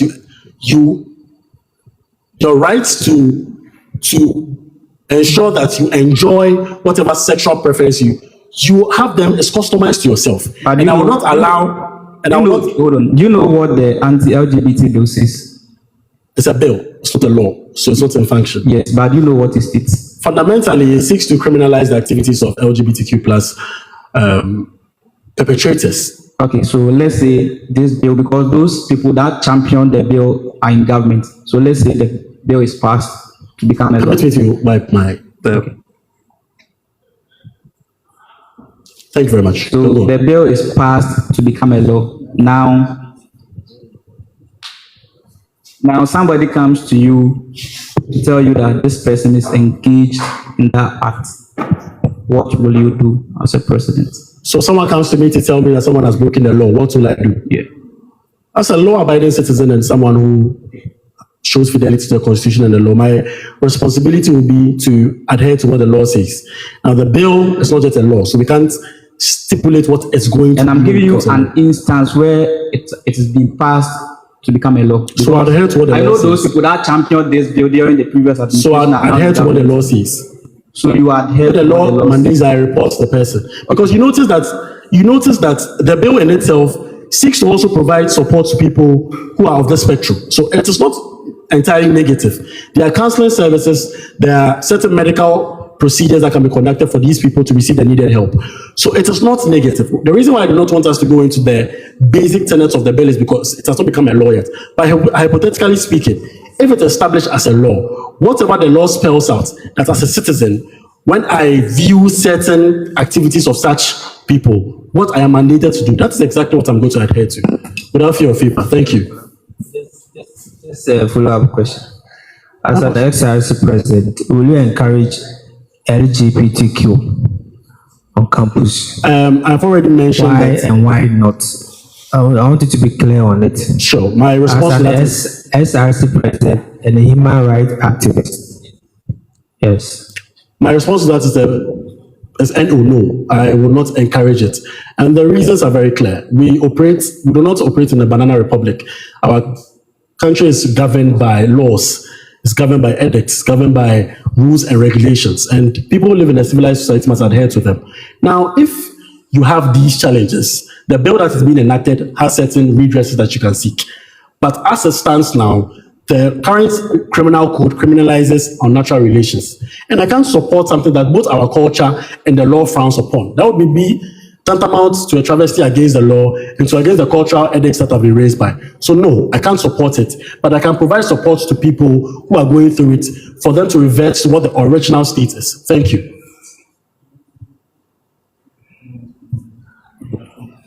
Okay, and let me talk to Miss Milady. Miss Milady. You've been silent for a while, so we want to talk to you. As running mate, no. Let's assume you've finally found yourself in the office. Let's assume you finally found yourself in the office of the vice president. And your president is away on business. So you are at that moment acting in his stead. And there is a decision that has to be made. Mind you, you can't reach him. There is a decision that has to be made. You knowing your boss, you know that it goes against his ethics, what he stands for, and all of that. but it is something that the student body is clamoring for, what are you going to do? Okay, thank you, Madam Chair. So I believe that in as much as we are all in the UniMAC institution, we have laws that we abide by, which is the Constitution. Now, what exactly, or in what context, what are the students yearning for? Is it rights? Is the Constitution in support of whatever there is they are demanding for? So we take it from that aspect. But if not, then I don't see why I should be in support of something that is not in accordance with the Constitution. Even though it goes against the interest of your boss? If it goes against the interest of my boss. Please, you stated that I have not been able to reach my boss. So how do I know that it is in interest or not in interest of my boss? Do you know his interests? As it stands now? Yes. Okay. So now? So let's take it from the interest. The interest is to be a mediator between the management and the student body. That's his only interest as it stands now. And to serve the interest of the students. Okay. Yes. So now the students are clamoring for something to be done. I'm trying not to go into certain things that have been happening on our campus. But the interest of your boss is against that. And at the moment, you are the one acting in his stead and have to make certain decisions for the student's body. How are you going to handle that? So again, in what context? What are they looking for? What are they? What are the students? So let's say it has to do with their rights as students. Their rights as students. And what is their rights as students? I think I should be asking you that. Okay. So that is why I started by saying, if it is in accordance to the UniMAC Constitution, then why not? Okay. Yes. So would you say you're loyal to your boss? We are both loyal to the Constitution and the interest of the students. Okay. All right. Thank you. Should you lose this election, would you still contribute positively to the SRC and the student body? Thank you, Madam Chair. 100%. Okay. Because currently I'm serving the student body. So whether or not I win, we are still in. It's an inner, or it's a deep yearn to serve. Okay. Not to. We are not forcing to be leaders because we want to be leaders. We want to serve. Yes. So let's say after 2 months of being voted into power, and you realize that your main campaign message or your main campaign promise is unrealistic, how would you handle that with the students? Okay. So following up on thank you, Madam Chair. So following up on the replies and response my president gave, soon to be, he made mention of he not checking out on certain decisions and promises we make concerning the 10K. Yes. issue? No, not the 10K. The whole policy, the resets. Yes, the resets manual. So the whole policy in one. He made mention that he wouldn't step out because we are not able to meet up certain policies we have offered, but rather discuss. It's a dialogue. Let the students understand that these are the proceedings that we started, but these are the circumstances that have hindered us, and they would understand. It's all about dialogue. You think they will? It's all about dialogue. Okay. What is your motto? Motto UniMAC The NAFTI. campaign motto. The come along agenda. Sorry? The come along agenda. Explain it to me. We believe in our students. We believe this office is to serve the students. So we cannot make decisions without them. So we are pleading on their behalf, not to force them to vote for us, but to understand our policies and see if it benefits them. And if it does, why not? They should come along. Okay. Mr. President, in the making, or aspiring president. Sorry, not in the making. Forgive me, audience. I believe you're in the spirit. You're in the spirit. You are prophesying. And we receive it. Mr. Moses. Have you forgotten? That's fine. Then we try to recollect. I'd prefer if I could get water, so because my throat is dry. So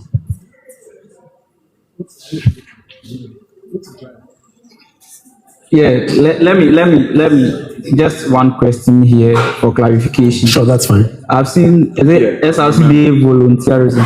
Okay. So empowerment through action. We will launch a dedicated day where students led by the SRC take So ownership starting of from their environment. the midpoint. So if you could start I didn't hear.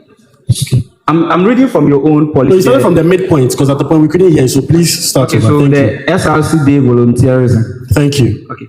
So empowerment through action. We will launch a dedicated day where students led by the SRC take ownership of their environment, from painting of cafeterias to refurbishing lecture halls. This initiative fosters a culture of teamwork, pride, and shared responsibility for the spaces we use every day. Tell us how you are going to do this. Thank you very much for the leading. The SRC Day of Volunteerism is one of our flagship policies. Now, we've come to the realization that, am I permitted to drink the water before? Yeah, drink the water. All right, sure. Thank you very much.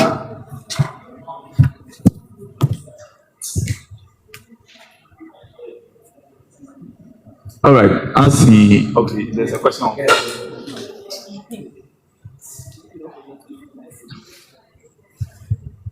Thank you very much for allowing me to drink some water. Now, back to what I was saying. I was saying that the SRC Day of Volunteerism is one of our key flagship policies.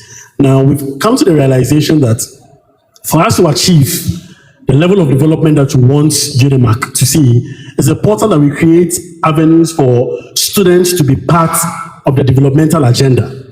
And that is what the SRC Day of Volunteerism is. So the basic concept is that we are going to designate two days in each semester where students on the relevant campuses, sorry for saying relevant, students on the campuses, the relative campuses, would have a participatory role in taking up an initiative on campus.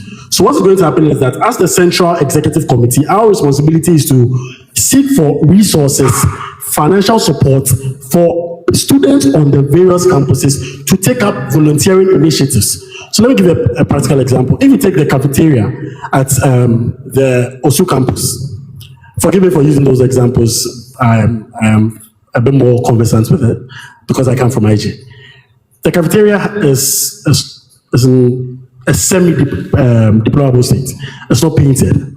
Now, imagine that we set a day aside where students on campus come to campus, we give them a very conducive environment, music, food, etc., and they take up the responsibility of painting the cafeteria themselves. What we are going to be doing is going to provide the paint supplies they need. So we are going to seek for the support. Partnership with, for example, a paint supply company, a paint manufacturing company, etc. They provide us with the supplies that we need, and students will come to campus. Together, we take the cafeteria as our personal pet project. So IGA will take the cafeteria as their personal pet project and paint the cafeteria. How do you? Is the cafeteria for the school? It's the cafeteria for the school. Yes. It serves the students of the school. So if yeah, because Should I fire one? yeah, is it a private something that somebody is operating? Once it serves the students of the school, the state in it that is in matters to the student body. It serves the students of the school. So the state of that cafeteria matters to the student body. That's the point I'm making. So if we can take action to ensure that it looks better, why not? Now the student body is going to paint something that belongs to somebody, not even the school. because it serves them. Who does the cafeteria serve? Students go there to eat. So if it's in a better state, It doesn't serve us as in we go there and they give. Yes, we pay for it. Trotro serves us. Yeah, When the trotro breaks down, are you going to repair it for the driver? No, this is different. This is on campus. Mind you, it's not a fully private enterprise because the rental space there belongs to the university. Let's make that distinction clear. So for you to say it's a fully private enterprise, it's not, forgive me, but it's not entirely accurate. It is a partnership where the rental space is leased out to the private operators. And if you are waiting for the private operators to decide to refurbish the place, then I'm sure we'll wait for a very long time because it is a profit-making initiative. They are focused on making profit. But we are also focused on creating a conducive environment for students to eat. So what if we can seek for external support, get what students will need to ensure the place looks better?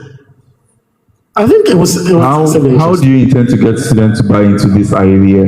Because I'm asking this because even students on IFT, when you invite them to even come and eat, they won't come. How much more come and paint? How do you intend to get them to in our SRC? The challenge with successful administrations is the lack of engagement with students and presenting them with a viable plan for the restoration of our SRC. If students believe that if I am playing a participatory role in the development and in the enrichment of my SRC, they will put their hands to the wheel and do whatever it takes. the caliber of students, the people who make up the students? Do you know the demographic? Do you know the kind of people who are students in IFT? Well, attitudes and behavioral tendencies change. Change based on I'm not talking about attitude. Do you know the kind of people in terms of age range, what they do, their engagement with student activities and all that? Do you know that? Yes, I am aware that there's a certain level of apathy towards student activities. And That is not my question. you asked me what they do, involvement in student activities, and I'm responding. So I'm saying that it is my opinion. I'm telling you that for my engagements, the demographic points to the fact that some students are less interested in student activity because of their industry-related responsibilities. And so I'm saying that it's all about presenting a credible plan and credible outcomes to the student body. That will be enough to achieve behavioral changes and outcomes. If students believe that the SRC is going to be doing something fundamental that can change the lives of students and impact them positively, why not? They will hop on the bus. But the problem is that there's been a lack of engagement over the years, where the SRC looks at sits at the far end of the divide, and students feel alienated from them. But that is going to be a thing of the past under the next Kouyo Mikaya-led administration. From the get-go, we are going to engage the students. We are going to make them feel a part. And that's why the underpinning pillar of our agenda is the come along agenda. That means that we are not the ones going to bring the development. We are partnering with students to achieve the developmental outcomes that UniMAC must enjoy. So everybody must come along. And once we present a credible initiative, I'm sure students will want to be a part of it. Thank you. Okay. Now, the question I forgot. How do you rate the previous administration Previous administration, on a scale of 1 to 10? you have to be specific because there are three different administrations. Immediate past of IG. Of IG. Yes. I think I've already answered the question, but I'll do so again. I give them a solid 4/10. 4/10. Yes, please. Give it to your vice. Your running mate. How would you rate the current or outgoing SRC executives? Okay, thank you. I would say Of IFT. of IFT. I'll give you a 5. Why? Why? Because I believe you've done your best. And our best is 5. Okay. Do you keep the mic. Do you believe in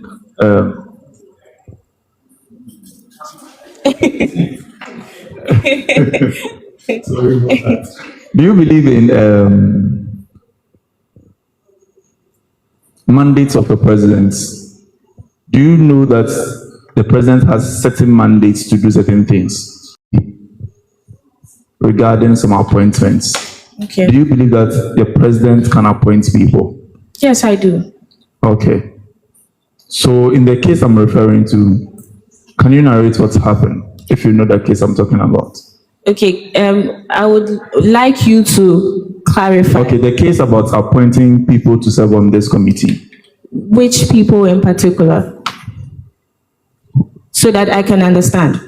Appointing Esinam to serve on this committee. Okay, thank you very much. So I solely believe in the president's mandate to appoint someone who is qualified and can do the job. However, it is a different case when slots are being opened for other students to contest. Then it becomes a different case altogether. So if you tell me that I have the right to select students from my department and we provide the information, I believe that they ought to be interrogated. But if they are left without information, without feedback, of course, then all the question or all hands points to me. And if you do not have anything to tell them, I believe it is right to first-hand inquire from the president, yes, or your general course rep first of all, then it moves to your vice, then your president, on what is the feedback concerning the action that was taken. Yes. So when you inquired, what was the answer given to you? On this particular case? Yes. So I was told that there are other slots available in the EC position if I want to, if the people I have selected, they want to be on the EC committee, I should inform them. And I relayed back the information that I am in no place to make that decision. However, the president ought to communicate back to them and also clarify what conspired before that the option decision was given to you. What did the president tell you with regards to this? Come again? Before this information that you are talking about, what did the president tell you with regards to this? In the same... Yes, we are talking about the appointments. Okay, so first of all, to be honest, I did not receive the information firsthand from the president. I got the information from the one that was appointed, not the president. Okay, yes. So are you on the platform that circulates information to students? Yes. Did you see that information on that platform? No.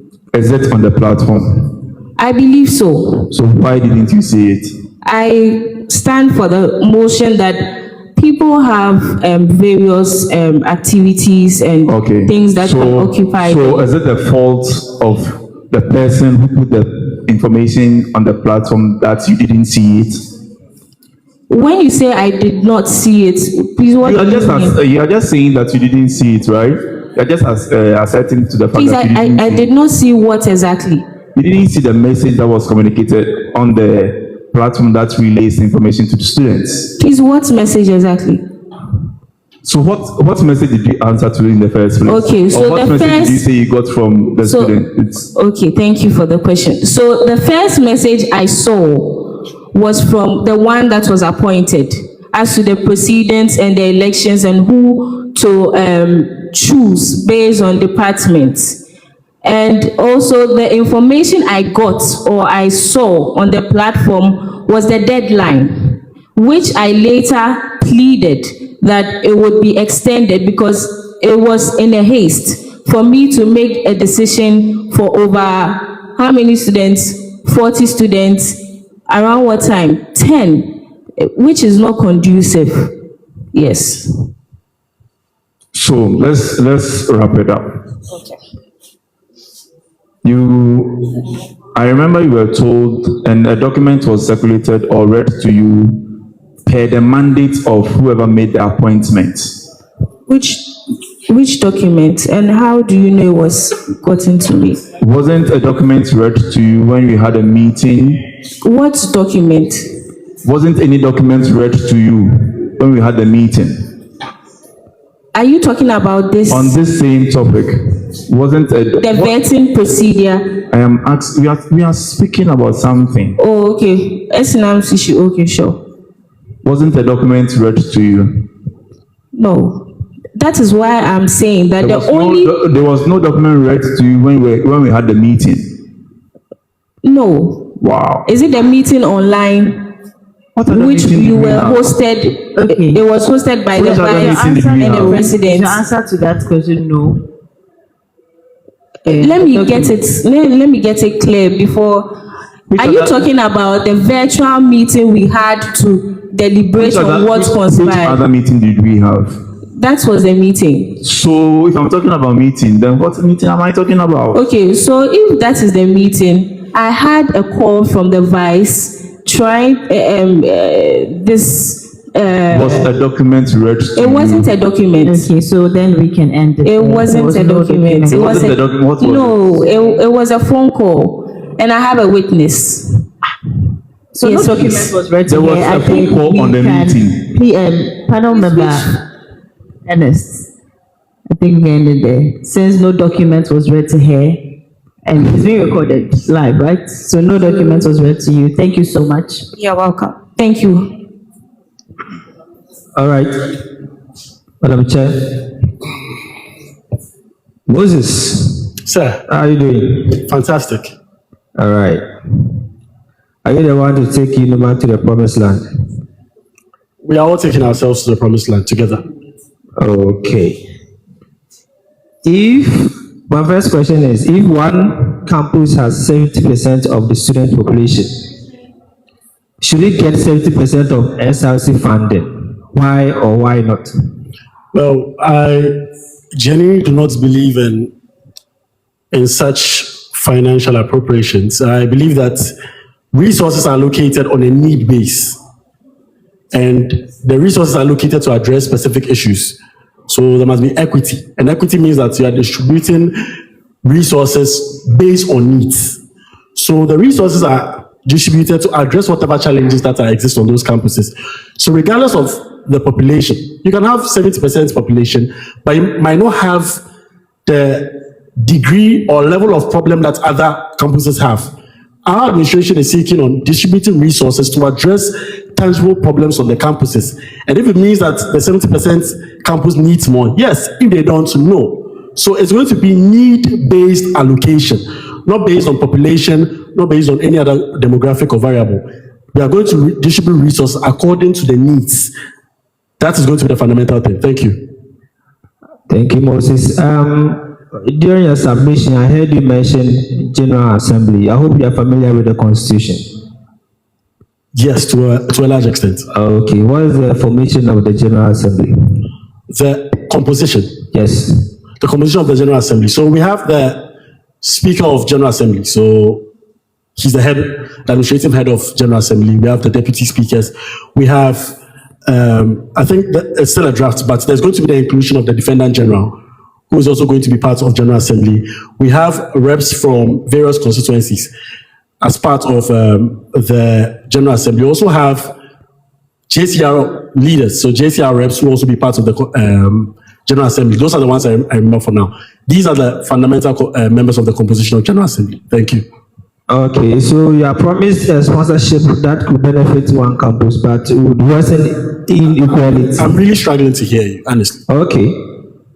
You are promised a sponsorship that could benefit one campus, but would worsen inequality among others. Do you accept it? How do you justify your decision? Well, the end goal of this whole UniMAC measure is to ensure that there's unity. And I'm not a president who is seeking to widen the gap of equality or inequality or any of the variables within the equality conversation. And so, no, I'm not going to accept that sponsorship. Rather, we'll have to have a reconsideration of that sponsorship in a way that it benefits the campuses that is being targeted. Because what is the essence of propping up one campus or one institute over the others? It defeats the purpose of even the measure, the unity and unification that we are seeking to achieve. It defeats that purpose. And so, no, I won't accept that sponsorship. Thank you. Okay, so if elected, what one bold initiative would you implement to unify all three campuses under a single SRC vision? Why do you believe it will work? Well, I think a lot of my colleagues have espoused different ideas concerning this whole unification thing. But I believe that there are two key things that we can do. And one of those key things is the use of sports. So if you take a look at the sporting fraternity across campus, we share the same understanding that the sporting culture across all the campuses needs to be revitalized. We need to create a forum where people from IL, IFT, IG can engage in one singular activity that brings us together. And that is why if you take a look at the sports policies in my document, we have what we call the UniMAC Sports League. Now the UniMAC Sports League is seeking to create a sports environment, a league, a semester league where IL would present a sporting team, IG will present a sporting team, IFT will present a sporting team, management will also present a sporting team, and would engage in various sporting activities. Imagine on a weekly basis, we have IL students, we have IFT students come to cheer their sporting men on. Look at the vibrancy and the principle of unity we'll be espousing in our measure. That's one of the key things. Secondly, there's also one thing I want to do, which is an annual gathering at the end of every semester.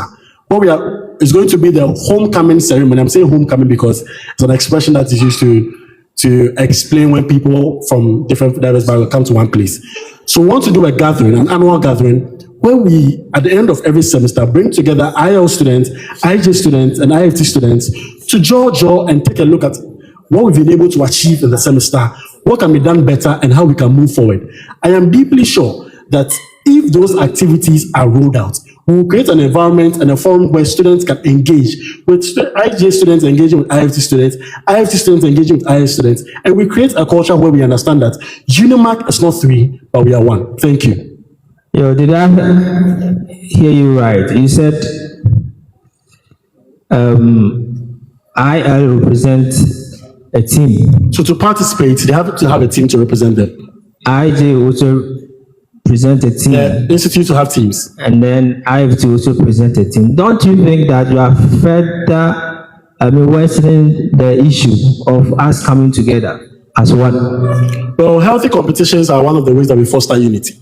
And no. When we become president, we don't have IL, we don't have IG, we don't have IFT.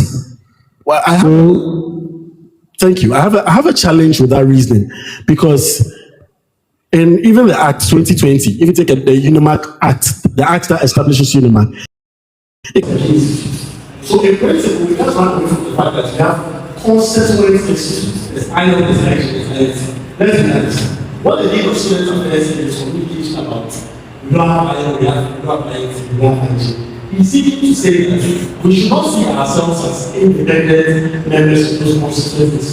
And any student will see a student from IL as a brother or sister. So you see that in practice, even though the structure says you have IG, you have IL, you have IFT, we need to understand the sense of belonging and brotherhood that exists between all the three campuses. Like you say, we don't have IL, we don't have IFT, we don't have IG. That is contrary to the Act that establishes. So take the 2020. The Act that establishes the UniMAC, it's going to spell out that the structural elements is IFT. And we can't run away from it. That is our identity. We need to create different initiatives and programs that will make us better. That will make us end up with one. And one of those ways are. Thank you. One of the core mandates of the SRC President is to do away with this IL, IG, and IFT issue. So we are, do you believe me or not? When you say do away, you'd have to explain because the UniMAC draws its powers from so the Act. that there will not be like IL, IG, there will be UniMAC. Please, do you agree that the Act clearly spells out that we have IL, IG, IFT? Do you agree? Have you read the Act? I am telling you that one of the main mandates of the SRC President is to bring us together and do away with the IFT, IL, IG. I humbly disagree. Why? I humbly disagree because in principle, we can't do away with IG, IL, IFT. What we can do is that we can understand that yes, we are independent institutions, but we are part of one larger family and we must work together to achieve the goals and ideals of UniMAC. But independently, IL, IG, and IFT exist, both in the documentation and in the way we operate as institutions. When we were coming here, we didn't say we were coming to UniMAC, we were coming to UniMAC IL. When we are going to IFT, we say we are going to IFT. It exists. That is because we are not done with our RSC, what? The SRC. SRC election. That's what we are still using. But even after the elections, But then- the act is not going to be done away with. Do you agree? No, listen to me. Okay. When we were reviewing the constitution, one of the main reasons why it delayed was because students felt like there's no way we can become one. Okay. Okay. I disagree with that, so by God. Yes. And we said, no, we can become one. The only thing that we do is that maybe we will say maybe South Legon campus, East Legon campus, Cantonment campus. But to say IL, IJ, and IFT, we have to do away with that so that we become one. Well, when you say do away with it, I keep telling you, I'm a man of principle and law, and I refer to the established protocols that exist. I keep referring you to the act that establishes the university. The UniMAC SRC constitution in itself is subservient to the laws of this country. And so if the act establishes that these constituent institutes exist, we need to respect that. What we need to do as an SRC is to treat those constituent institutes as one.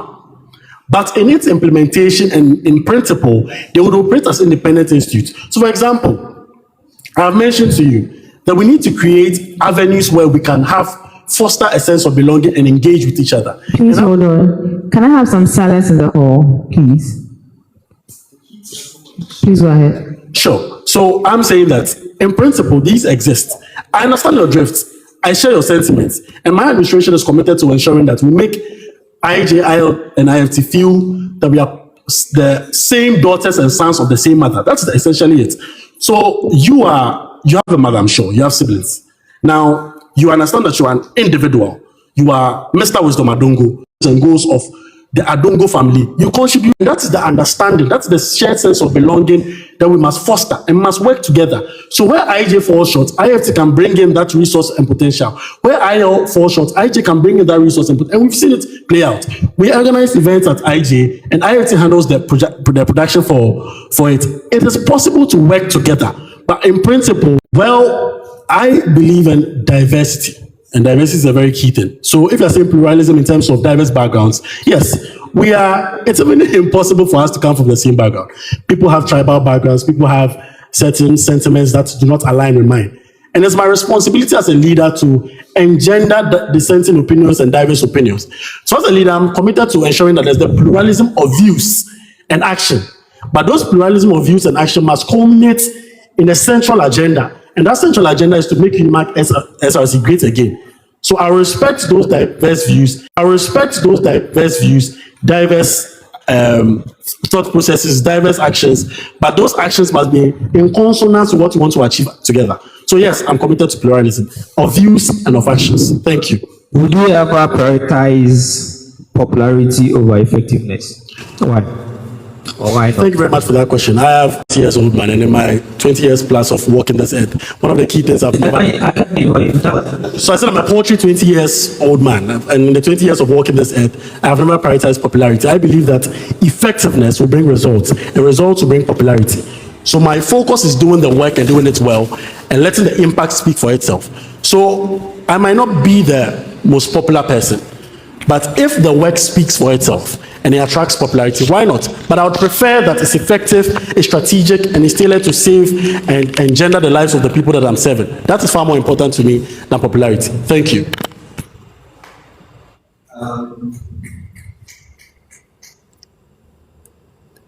The donor offers a large sum of money, but wants to start different SRC elections.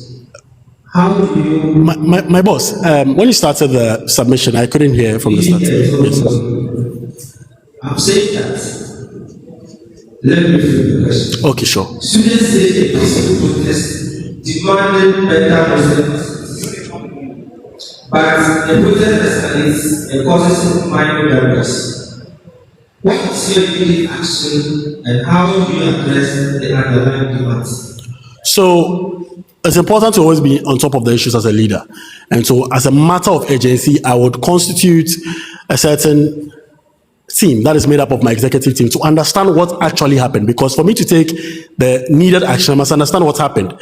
From the scenario you gave, it's looking like I was not a part of the demonstration, right? Yeah, you are actually the leader, so you part. So you've clarified the context. So if I'm the leader of that demonstration, peaceful demonstration, and there are certain existentialities that occur, it's my responsibility first and foremost to see to the welfare of those who have been affected by those heinous acts. I must see to their welfare. So if it's a reach, but I'm thinking maybe you are saying maybe somebody has been hurt but through violence, etc. My job is to see to their welfare first. Secondly, management will not be pleased about it because management has always been singing the same song: dialogue, dialogue, dialogue.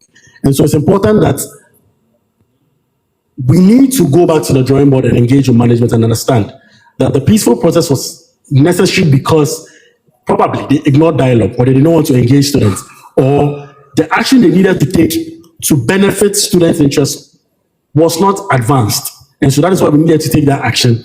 Whatever redress we need to come to, that mutual conclusion we need to come to with management, we would arrive at that conclusion for the betterment of the student body. But whoever has been affected by the casualties that have existed from, I am going to make it my mandate to ensure that they're well taken care of and their welfare is seen to. Thank you. Okay, so my last question, do I even say it's a question? IL is made up of foreign students, but normally you see SRC communications being circulated and it's in English, which is very difficult for some students to understand. So if elected, what are you going to do about this? Very good question. I'm like that you're thinking very proactively, and kudos to you. You are an SRC executive, so it makes a lot of sense. Now, the solution is already inherent in the Constitution. If you take a look at the constitutional offices that exist, there's an International Student Affairs Officer, and there also exists the opportunity for communications officer. Now, having a communications background, engagement with existing people is very important. And ensuring that existing people understand the message is also very important. And so that leads them, that's communication between the whole field of communication that we said. So if it's responsible, expedient that we duplicate or ensure that there is also communication in some of the salient languages, Spanish, French, etc. We'll ensure that those communities go out in those languages. And it will be routed to another constitutional office in the institutional law, because there's going to be an higher constitutional law.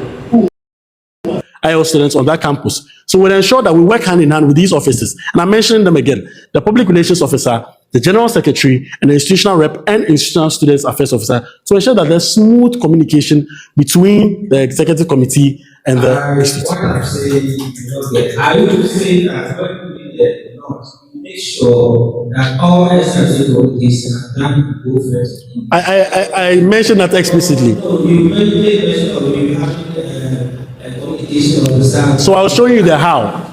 And I said that if we have to duplicate it in other languages, we'll do that to benefit the students. It means it's not a subject of importance to you. It is. I think I'm taking the phrase out of context. If we have to, and you are making a very strong case, and I've already said that because of the multi-national background of our student body, we have to. So we would ensure that, and I even told you how we are going to implement it. I want to know, will you make sure that that is done, or you have my word, and my word is my bond. Yes, we will. you do? All right.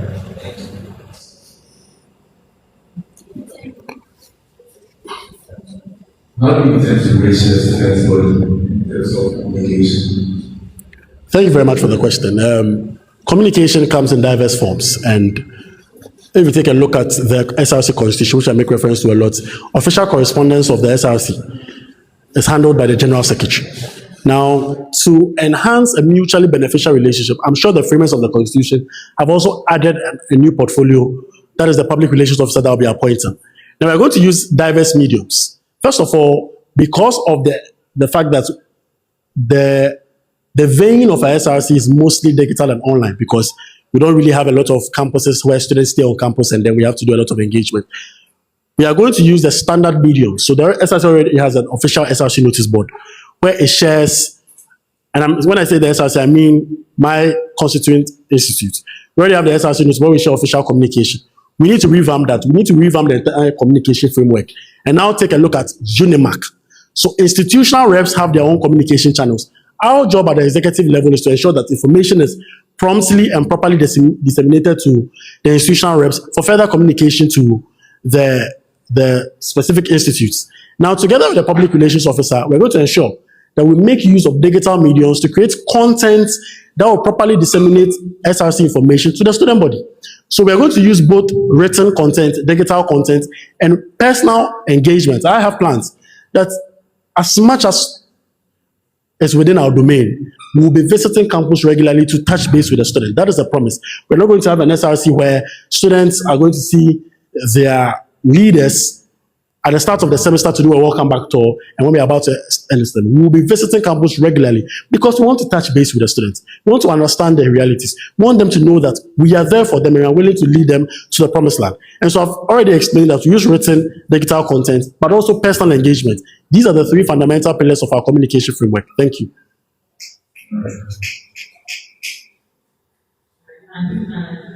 Two questions. There are also questions for the students.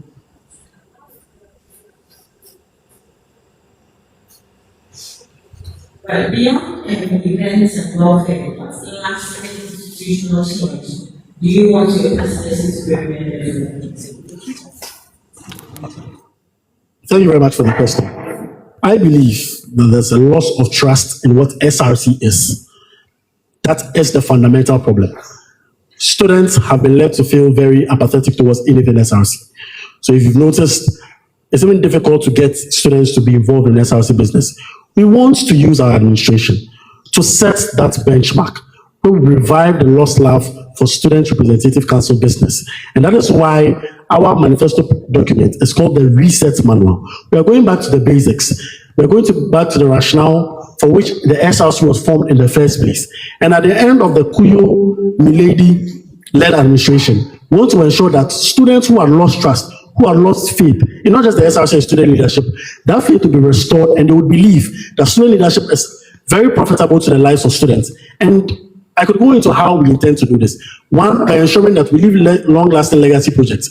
I've mentioned the establishment of UniMAC Endowment Fund. This is something that is going to stand the test of time. Beyond my administration, if successive administrations manage the fund well, it means that we're going to be consistently contextualize the modernization of learning spaces and the construction. Imagine, these are legacy projects that are going to stand the test of time. Imagine that we are going to the various institutes and management. So then there's going to be a league table, and I'm going to be working in partnership with the sports commissioner. So the sports commissioner will be overseeing, and the sports director for UniMAC, because the sports director for UniMAC. In fact, support, I'm also thinking about leveraging on the sports leg, which is a key component of our academic facility user fee to fund this, but we're also looking at other areas. We'll get to that conversation. But this semester long, on a weekly basis, would happen. We'll have on a weekly basis, these teams will come, represent whatever points they get, etc. At the end of the semester, we declare the winner, and then we have a joyous celebration. That's how it's going to work. Okay, so should you win this election, does it mean that you're starting this semester or the next academic? We have to have we have to take into consideration the first years, because we want them to also be a part of it. Oh, okay. And so that is too hasty to say. But it's something that's going to be implemented and functional by the end of my administration, and I can promise you that. Okay, Thank so you. in a case the student body decides to vote against you, does it mean that this good initiative will not come to? So in the case, I'm repeating the question because I'm not too sure you're audible. So in the case the student body decides to vote against me, will I implement the initiative? The rollout of the initiative, I've already established how I'm going to go about it.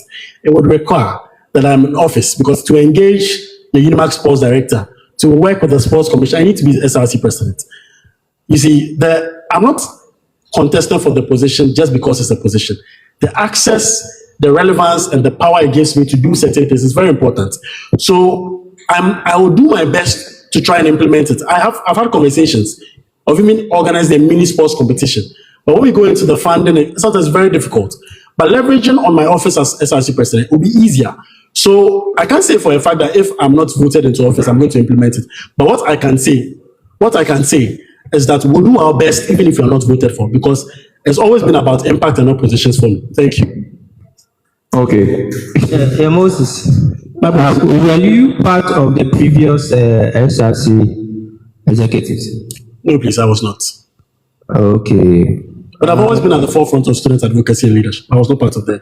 Okay. You really have brilliant ideas. Thank you very So much. why didn't you help the outgoing SRC president But to implement all these ideas? I waited for us to put you in power before you do all these things. And I say that even if we don't vote for you, you are still going to do it. Do you still want us to believe you on this? I've already mentioned that the ease of access, the ability to do things better, it comes with the office. The challenges are far more insurmountable if I'm just a mere student leader. Because you walk into certain office and they ask you, who are you? I say I'm the UniMAC SRC President, the doors are open for me. So I am saying, I'll answer your question. I am saying that to a large extent, the office is one of the means to better the lives of the student body. But I can do a lot of things in my personal capacity and I do them already.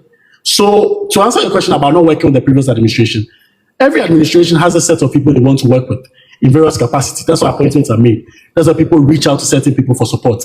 The previous interim committee chairperson is a friend of mine, but we do not see eye to eye on certain issues, and I've made that abundantly clear. And so I am not even sure that he would even want to work with me because we are. But did you propose? Did you propose certain things to him? To propose something, someone must be receptive. So he was not even receptive in the first But he place. said he's your friend. We've been friends before, but I'm saying that we do not see eye to eye when it comes to leadership and governance. But in other quarters, Bernard Kofi Afonso is a friend of mine. But I do not think he's a good leader. I think when it comes to leadership, there are question marks. That's the point I'm making. Did you say you don't think he's a good leader? Yes, the track record is there to show. Okay. Thank you. Okay. I am happy you spoke about the Act 2020 that established UniMAC. Having established that point or that fact, how do you intend to roll out the traditional events that these institutions already have, coupled with your ideas or policies that you want to implement? How are you going to roll out these policies? So when you say traditional events were stipulated in the previous constitutions that they have. But those constitutions are dead on arrival once the UniMAC constitution is promulgated. It is what is in the UniMAC constitution that we are going to adhere to. So for example, SRC Week. Again, that's a consideration I've already made to some key members of the Constitutional Committee. The celebration of SRC Week is not explicitly stated in the current draft that we have. So we can talk about that. But SRC Week is a traditional SRC event. So that is going to be celebrated. We are going to repurpose some of the things that some of these institutions already do and see if it falls in line with what the overarching goal of our administration is, and then roll them out. We are the executive committee of the UniMAC SRC. We are working with institutional reps to roll out the benefits for the student body. Just, okay, then contextualize it. I know IJ has Point.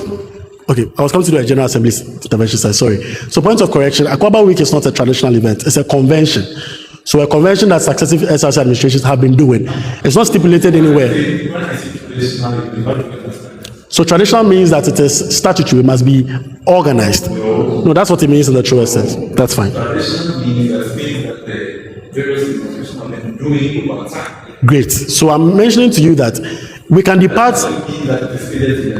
No, I didn't say stated in the Constitution. I said statutory. In your response earlier, you said that this event happened because the Constitution of those. Great. And you mentioned Akwaba Week, and I'm making the point that it's a convention. So it is possible for this administration, if we look at our resources, to depart from it because it is not statutory. It's a convention. When freshers come into our university, we decide that we want to. Great. I mentioned that, I was also interested in the challenge. This event are events that I think that in the minds of the people who doesn't have, or even with the demands of the people, the students of this campus, the don't think that's especially why it was established. Great. That's why I'm asking that, how are you able to just oppose that with your policy? Because I don't think any IFT student will be happy to take away another. Thank you very much. And I've not mentioned. No. Will you be happy? This is the Oh, sorry. So when you say no, I believe it's supposed to. Okay. Thank you very much for the question. So I was mentioning that I do not have intentions of taking away any initiative. I'm not saying that I'm going to take away any initiative. What I'm going to do is to engage with the institutional reps. Let's not forget that they're institutional reps. These reps are the voices of the specific institute at the executive council level. So my engagement and collaboration with them will determine the necessity of those events. And you've mentioned, I am someone who has followed the Akwaba Film Festival and the initiative you've mentioned. I believe that it is critical and is a lifeblood of what IFT students practice, both Silence in theory please. and in practice. You understand? So it's not something I do want to depart from. But I don't want to say verbatim that this is going to be done or not. Collaboration and engagement with the institutional reps that have been mandated by the Constitution to oversee the affairs is very important. And then we can take it from there. Thank you. Thank you very much. You're ready to invite questions from the student body. Okay, please come forward.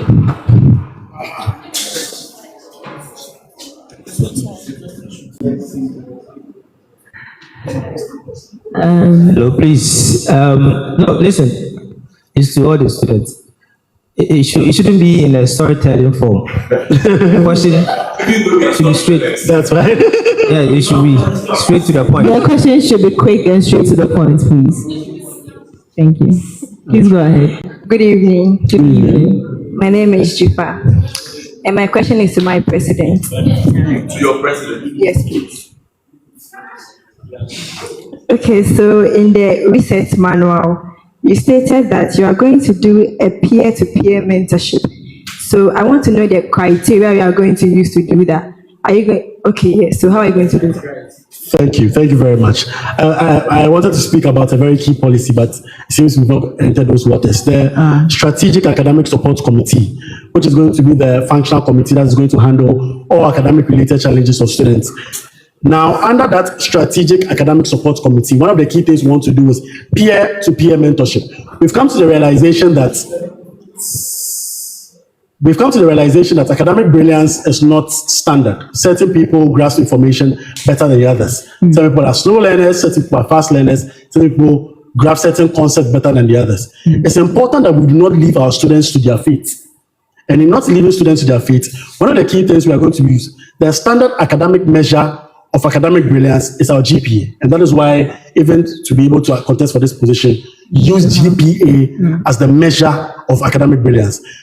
We are going to have conversation with the Strategic Academic Support Committee to set a GPA framework. We are going to select people who fall within this category to assist certain people who have academic challenges. This is a very simple concept. So if, for example, my beautiful running mate here, Lady Mikaya, has 3.5 or 3.8, it is an indication that at least she grasps certain concepts. Before we roll out the peer-to-peer mentorship scheme, we would assess her. So if she's going to be the one who's going to handle, for example, a course like logic and critical thinking, we'll assess her to see a basic understanding of it, handled by the structure that I'm putting in place, the Strategic Academic Support Committee, SASC. They would assess the handled by the structure that I'm putting in place. I heard you saying sporting activity. Of course, I've already mentioned that I'm a man of gender, etc. And so it's important to understand that our administration, and it is clear that when it comes to the forefront, I've had to choose a very competent and also a woman. So it is clear that my dedication to women and women empowerment is very important to me. So women are going to be a part of the sporting disciplines. Women teams for football, basketball, etc. We set up by the various institutes to participate in the conversation. Thank you. All right, thank you very much. Moses, I commend you for the submission. Silence in the hall, please. I've worked with you before during ProCom. You were my president, and I was your chairman, yeah. Of course. I know most of the time you have crazy ideas, you have solution-oriented ideas, and sometimes you are conflicted with whatever comes up. So I know once you're going to work with other bodies, they will come with another creative, also solution-oriented ideas. How are you going to accommodate all these things? Since you want yours to be put first, and aren't you afraid, or aren't you scared that in the future they will call you as a dictator? Is that not a concern to you? That maybe I understand the substance of your question. So I think I responded to that in one of the questions you asked about my weakness. So essentially what he's trying to say is that my vision for the SRC is very big. And in case I go into the office and I'm not working with people who understand the vision and want to work with the vision in that light, how am I going to navigate it? I've already mentioned that I have refined... Silence in the hall, please. I have refined my leadership skills and I'm willing to listen more, engage, collaborate and dialogue with the people I'm working. If they're not up to par with what I want to do, I'll make sure that I empower them, build on their strengths, limit their weaknesses, and ensure that we work together to achieve the collective goal. That's what I intend to do. Thank you. Good evening. Madam Chair, first of all, I think it's not fair that we've been sitting here for 2-3 hours waiting for our ask questions and then you are cutting our questions short. It's supposed to be a question. It's not supposed to be a storytelling. It's not storytelling, but sometimes you have to start from somewhere in order for them to understand the question well. Oh, I do believe if you ask the question directly, we will understand. Please. Just go ahead. If you ask the question and I was there's going to say what you are saying is there a question? Is there the question? Yes, I have a question to ask. That's what you came with. That's what you came with. That's the first phase. Now, mind you, if you ask the question that the candidate does not understand, they would ask you to clarify. Then your storytelling can... policies that the other aspirants had. Yes. Thank you very much. So I would like to start by saying we are UniMAC. In as much as we have sub-institutions. All right. Do we have any questions from the online audience? All right. Please ask them for it. Across UniMAC, there's sanitation problems. So Communicate that students are also part of the problem because students come to campus, they litter indiscriminately and all that. So what am I going to do? First of all, they speak about a logistical challenge. They don't have the supplies, the next era, but we pay facility user fee. So it's my responsibility as the chief spokesperson for the student body to engage with management to ensure that there is the timely and appropriate release of whatever the contractors that we've secured to clean the place need to be able to properly clean the place to our satisfaction. That's the first thing. Secondly, together with the institutional reps, we need to embark on awareness creation on good sanitation practices. Students need to understand that you don't have to litter indiscriminately. When you use the washroom, flush it. When you are done, do the needful, extra. We need to sensitize the students on what the good sanitation practices are. Then he also mentioned that, hey boss, that's fine. So he also mentioned the second question that says that, would I lead petitions? Will I accept petitions to a large extent against? I've always said, I'm a very ruthless leader. Ruthless in the sense that my fidelity is to the Constitution and student interest. And so if, by the grace of God and the everlasting mercies of Almighty Allah, I come into office, what is going to happen is that it is my social contract to the student body that I'm paying heed to. So if you are my colleague executive and you decide to do anything untoward, and a student presents a petition, and the petition goes to the appropriate legal procedure, I'm going to ensure that the full rigors of the Constitution and law is meted out to you. There's truly nothing I can do about it. Then thirdly, my general views of student advocacy. I believe that student advocacy is dying. Representation is dying. And it's because the structures that engender student advocacy are dwindling or are not a lot more vibrant or appealing to students anymore. So for example, some students don't even know what General Assembly is. But General Assembly is one of the foundational places where you learn a lot about governance. Students don't know what it is. They don't know how to even enter General Assembly.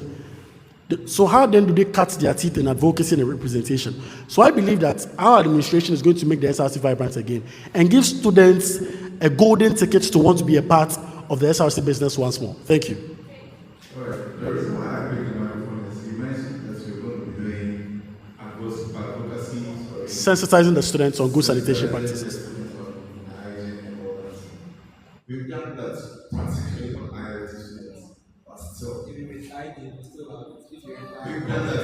When you go to IIT today, you see notices in the washroom, the lecture halls, the entrance, there are bins and people are leaving. What's the drink I mentioned yesterday? Burkina to be blasting in the lecture hall. Thank you. So, yeah, no, I mean, can you tell us what happened to you? People left. Great. And they exploded and it smashed all of our heads. That's fine, I understand. Classmates in the sure. Can I touch on that? Great. So one of the things when you take a look at behavioral psychology and behavioral outcomes, one of the key things is consistent education. That is why we vote every year, but the National Civic Education Organization continues to engage in civic education. It doesn't stop.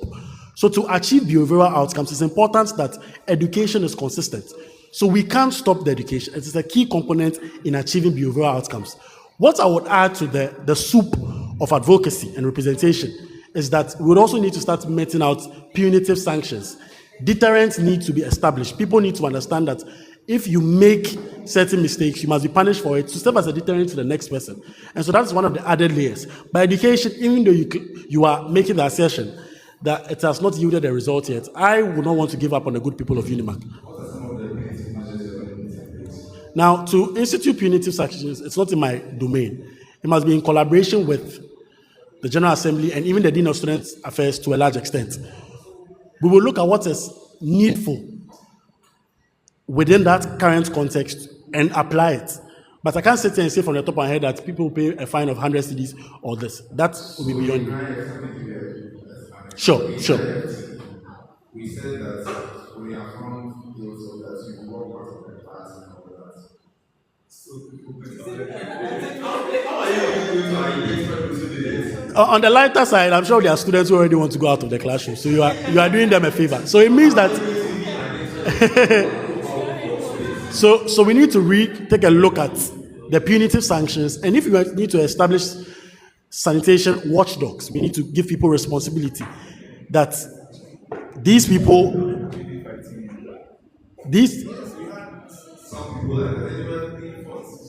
but it doesn't mean that we need to stop. The end goal, you are pointing out the inefficiencies. I get it. Great. And that's well understood. So my administration is committed to doing the needful to eradicate this problem.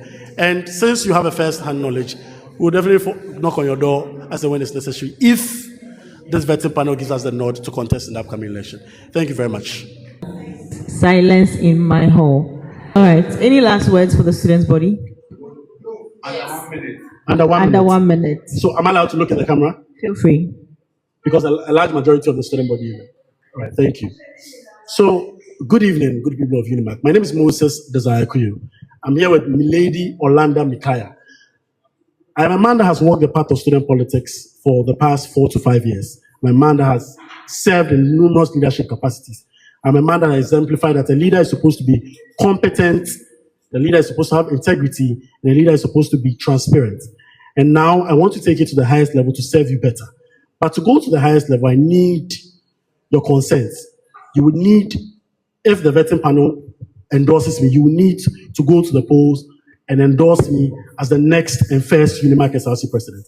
And I'm not coming into that office alone. I'm coming into that office with a woman that is well vested in everything that relates to governance and leadership. She's experienced. And Silence in the whole. And above all, she has a heart of service. There's nobody that I've come across that has a heart of service like Milady. Together, we are the perfect pair, and we are the leaders of the come along agenda. Okay. Join us and let's transform our SRC. Thank you very much.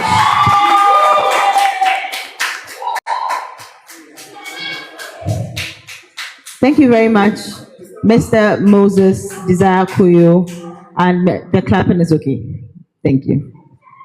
Thank you very much, Mr. Moses Desire Kouyo and Miss Milady Mikaya Orlando. All right. Orlando. I'm sorry. All right. Are you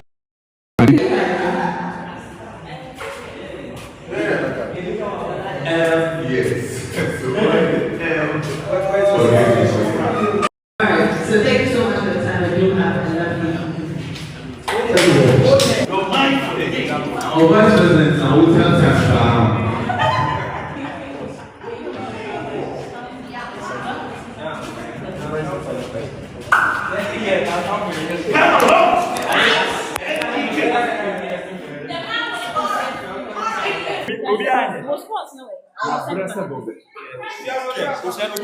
Silence, please. Silence in the hall, please. We are not done. I have to give my closing remarks. Silence in the hall, please. Thank you so much. So I would like to say a very big thank you to all of the aspirants, that came to be vetted yesterday and today. Thank you so much for presenting yourselves with confidence, with the courage, and with clarity. Vetting, I always say, is not meant to intimidate, but only to ensure your readiness, your accountability, and respect for the responsibility that comes with the positions that you are seeking for. To the students' body present here and those watching us online, thank you for your engagement, your questions, and your interest in the process. Your participation only strengthens the credibility of this whole process.